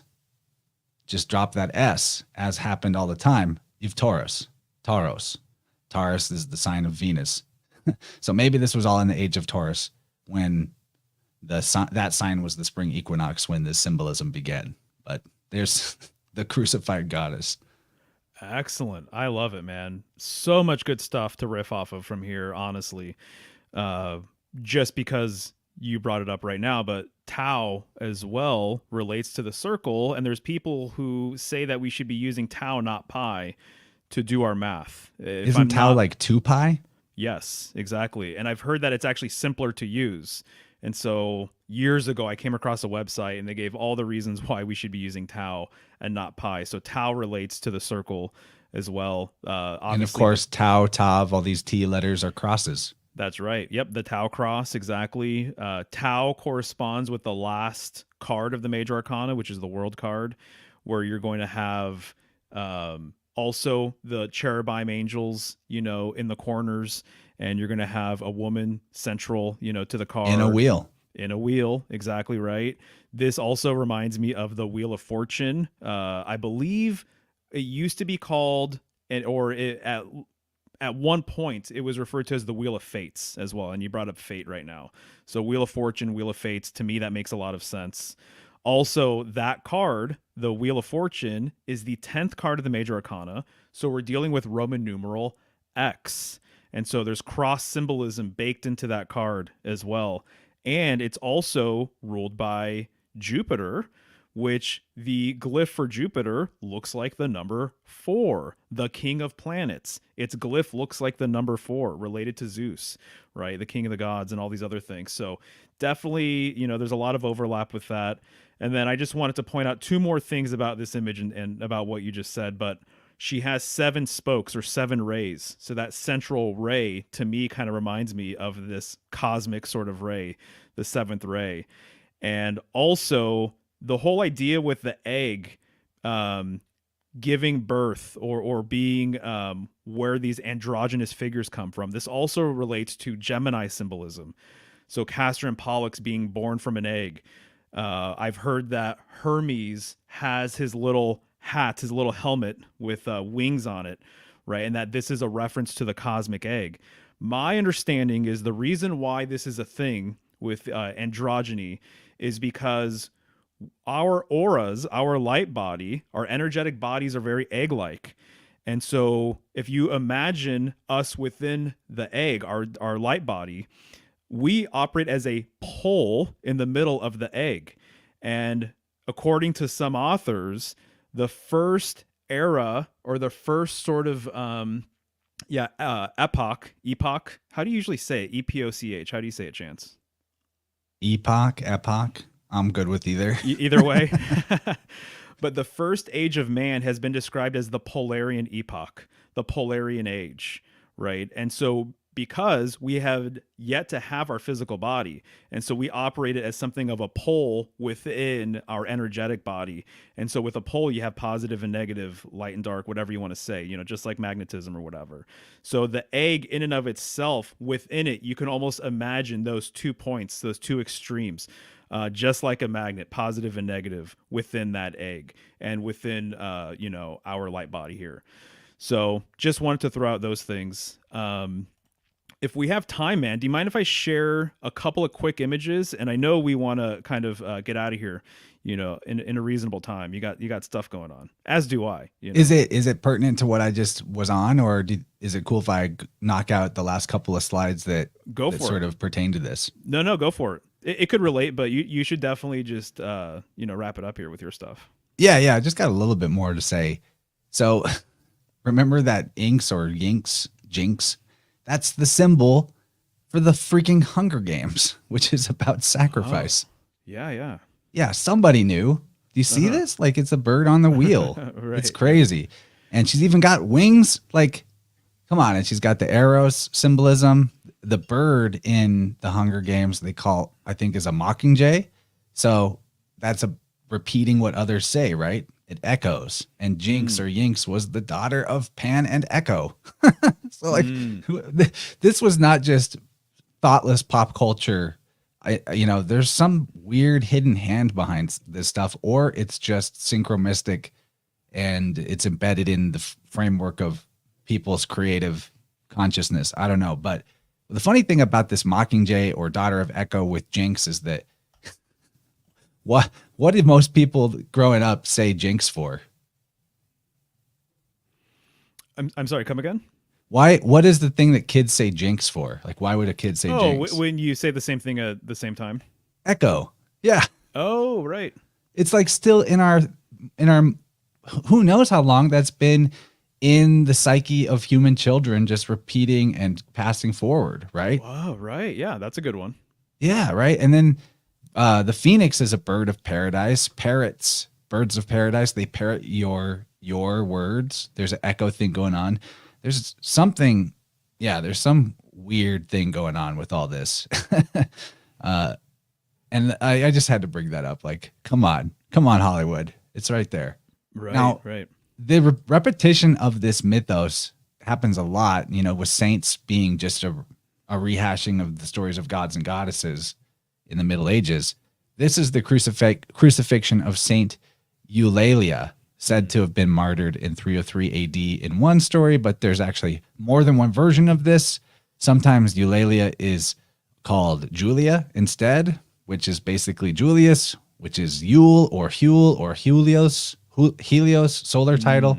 Mm-hmm. But the story of Eulalia is that at the age of 13, she's the daughter of a noble family that lived near the city of Barcelona and her family was persecuted by Diocletian, and the governor arrived in the city intent on enforcing all the decrees against the Christians, yada, yada. She leaves her home, enters the city, confronts the governor for his persecution of Christians, and then by the governor, she's stripped and flagellated and then put on the St. Andrew's cross. And when she dies, a dove is supposed to have flown forth from her mouth following her death. And then a sudden snowstorm covered her naked body like a garment. So, they're just repeating the same thing over and over again. There's like three different versions of this in the stories of martyred saints. Exactly. There's a movie, I can't even remember what it's called, but they have a bird flying out of a guy's mouth who has just died. And so it kind of reminds me of that a little bit. Yeah. That's fascinating, though. What a brutal way to go. Luckily, this is fictional, in my opinion. Well, I mean, you don't think people were crucified like that? Oh, well, yeah, maybe so. There is a lot of reason to dispute the alleged persecution of Christians being a lot of that is likely forged. Like, for example, there's nothing in the known records of Roman civil law that's against Christians in any way. I think you see this as a pattern, right? There's certain type of individuals that want to control everything, that make it out that they're the ultimate victims. Yes. I've noticed that before, indeed. 6 million. Yeah. Right. It goes. Yeah. It's an old trick. It's a super old trick. And so anyway, the persecution of Christians is likely one of those tricks. But yeah, possibly people were crucified, and that would suck. That would definitely suck. Right. But the last little part I wanted to put in here is, this is a great quote from Godfrey Higgins, where he says, "The wheel denotes the world of which she is the spirit, and the cross the sacrifice made for that world. Inks is used for love, desire, appetition, and thence the Latin word jungo, I unite, and our name for the age of sensual love is young." So this idea, like the Pleiades, for example, that's the image in the top left, the sisters of the Pleiades, that word represents the idea of being united. And it might be also related to the word for dove, which is, and the Pleiades were seen as doves in the sky as well. The ancient Greek word for dove being peristera. So Pleiades is the constellation of the doves. And this whole uniting of our inner and outer worlds in this Latin word jungo couldn't help but think of the great Carl Jung. Like a strange synchromysticism that his name pertains to this idea of union of our masculine and feminine energies, or our yin and our yang, our inner and outer. Yeah. Got it. Right. Well, one thing I'll just add to this is that at this point, I've read this from three or four authors, which doesn't make it true, but I think it's fascinating. And the idea that a lot of symbolism related to the Pleiades came from Ursa Major, and that Ursa Major and its seven stars were once the sort of primordial axis, the earlier axis up to the pole star. And then during the solar age, during this transition, that the symbolism with Ursa Major got shifted over to the Pleiades. And now the Pleiades, and arguably too, the sort of axis that exists from Taurus to Scorpio for a lot of people is now sort of the transcendental kind of stairway to heaven, but that perhaps there was an original location with that. And the reason why I bring this up too is because the star card, which I identify with being the pole star, you always see, it's a tradition to have a bird on top of a tree in the background of the star card. Right. And there's a lot of feminine symbolism associated with the northern sky and the circumpolar constellations and things like that. So just kind of bringing it back to some of this bird symbolism, which is what actually, if it's not too much trouble, I just sent you a link in our private chat. But so much of what you brought up is resonating with the Rosicrucians and some of their symbolism, which I hadn't even really been thinking about. But as you bring the dove to the table and things of that sort, and some of the botany, photographs and everything, I'm reminded of this illustration. You'll find this in The Secret Teachings of All Ages by Manly P. Hall. And there's a whole huge correspondence here with so many of the things we just mentioned, right? But this is a pelican, and there's a lot of symbolism about the pelican bleeding for her children, and that the children are going to feed literally off of her blood. I've read several variations on what this is actually referencing, but it reminds me a lot of Christ's symbolism. And obviously you have that cross right there, and then right in the middle of that cross you have that rose. And then this is all within the frame of a compass, which I think is very interesting. The compass more so relating to the circle, which is more indicative of the heavens. And I kind of see, personally, I see that point of pivot with the compass kind of operating as that axial bridge. I almost see that as probably the pole star, or I see that as being at the center of a wheel, basically, that spins. And then, of course, you got that crown up top as well. So different ways of looking at it. Right. You see a compass, you got to think of a circle. That's it. Yep, exactly right. So you have literally the cross within a circular symbol. And this is traditional, right? Freemasonry, the cross, or the square being related to Earth, and then the compass being related to the heavens, with that G right there in the middle, right? The seventh letter also relating to gamma, also relating to the number 3, if I'm not mistaken. So just within the Freemasonic symbol of the compass and the square, you kind of have this 3 world concept that we kind of started the show off with, right? Heaven, man, and earth, in my opinion, and man being the axial bridge between the two. And then just briefly as well, I probably should have sent you this beforehand, but this is just the full card. This is the standard Rider-Waite full card. But when I look at that sun now, and I take into account symbolism as it relates to the sun being something of an axial symbol, right? Being at the center for a lot of people, relating to polar symbolism. And so I think it's fascinating that you have the pole shooting up to the sun right there. And if you count the rays, now I'll admit this might be a stretch on my behalf, okay? But when you count the rays from the top portion of the card and work your way down, or you count the rays from the side and work your way inward, there are 14 rays, okay?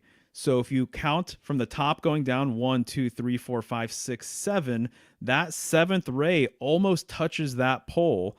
And then it does the exact same thing when you work your way out and work your way in. So the 2 rays that are considered to be the 7th ray, if you will, the 2 central rays, are kind of cradling that pole, which reminds me of some of the 7th ray symbolism that I've looked into, being that transcendental ray, right? Now, this card also relates to polar symbolism, in my opinion, because what I'm starting to see with the full coming down the mountain is that he's actually descending the polar mountain. He's actually descending the central mountain that the emperor is associated with. This is to say that he is leaving the center of the wheel, going towards the circumference of the wheel to go through another cycle, and then he'll be back again. So that's kind of how I see it. And to me, when I think now about, I don't know, cosmic cycles or perhaps karmic cycles and things like that, when people talk about breaking cycles, it's by going to the center. But when you leave that center and you choose to go to the circumference of the wheel, you're choosing to go through another sort of passing of the wheel. And so I think that's what you're seeing, because the Fool relates to liminal spaces. He relates to the space in between other spaces. He's the number 0.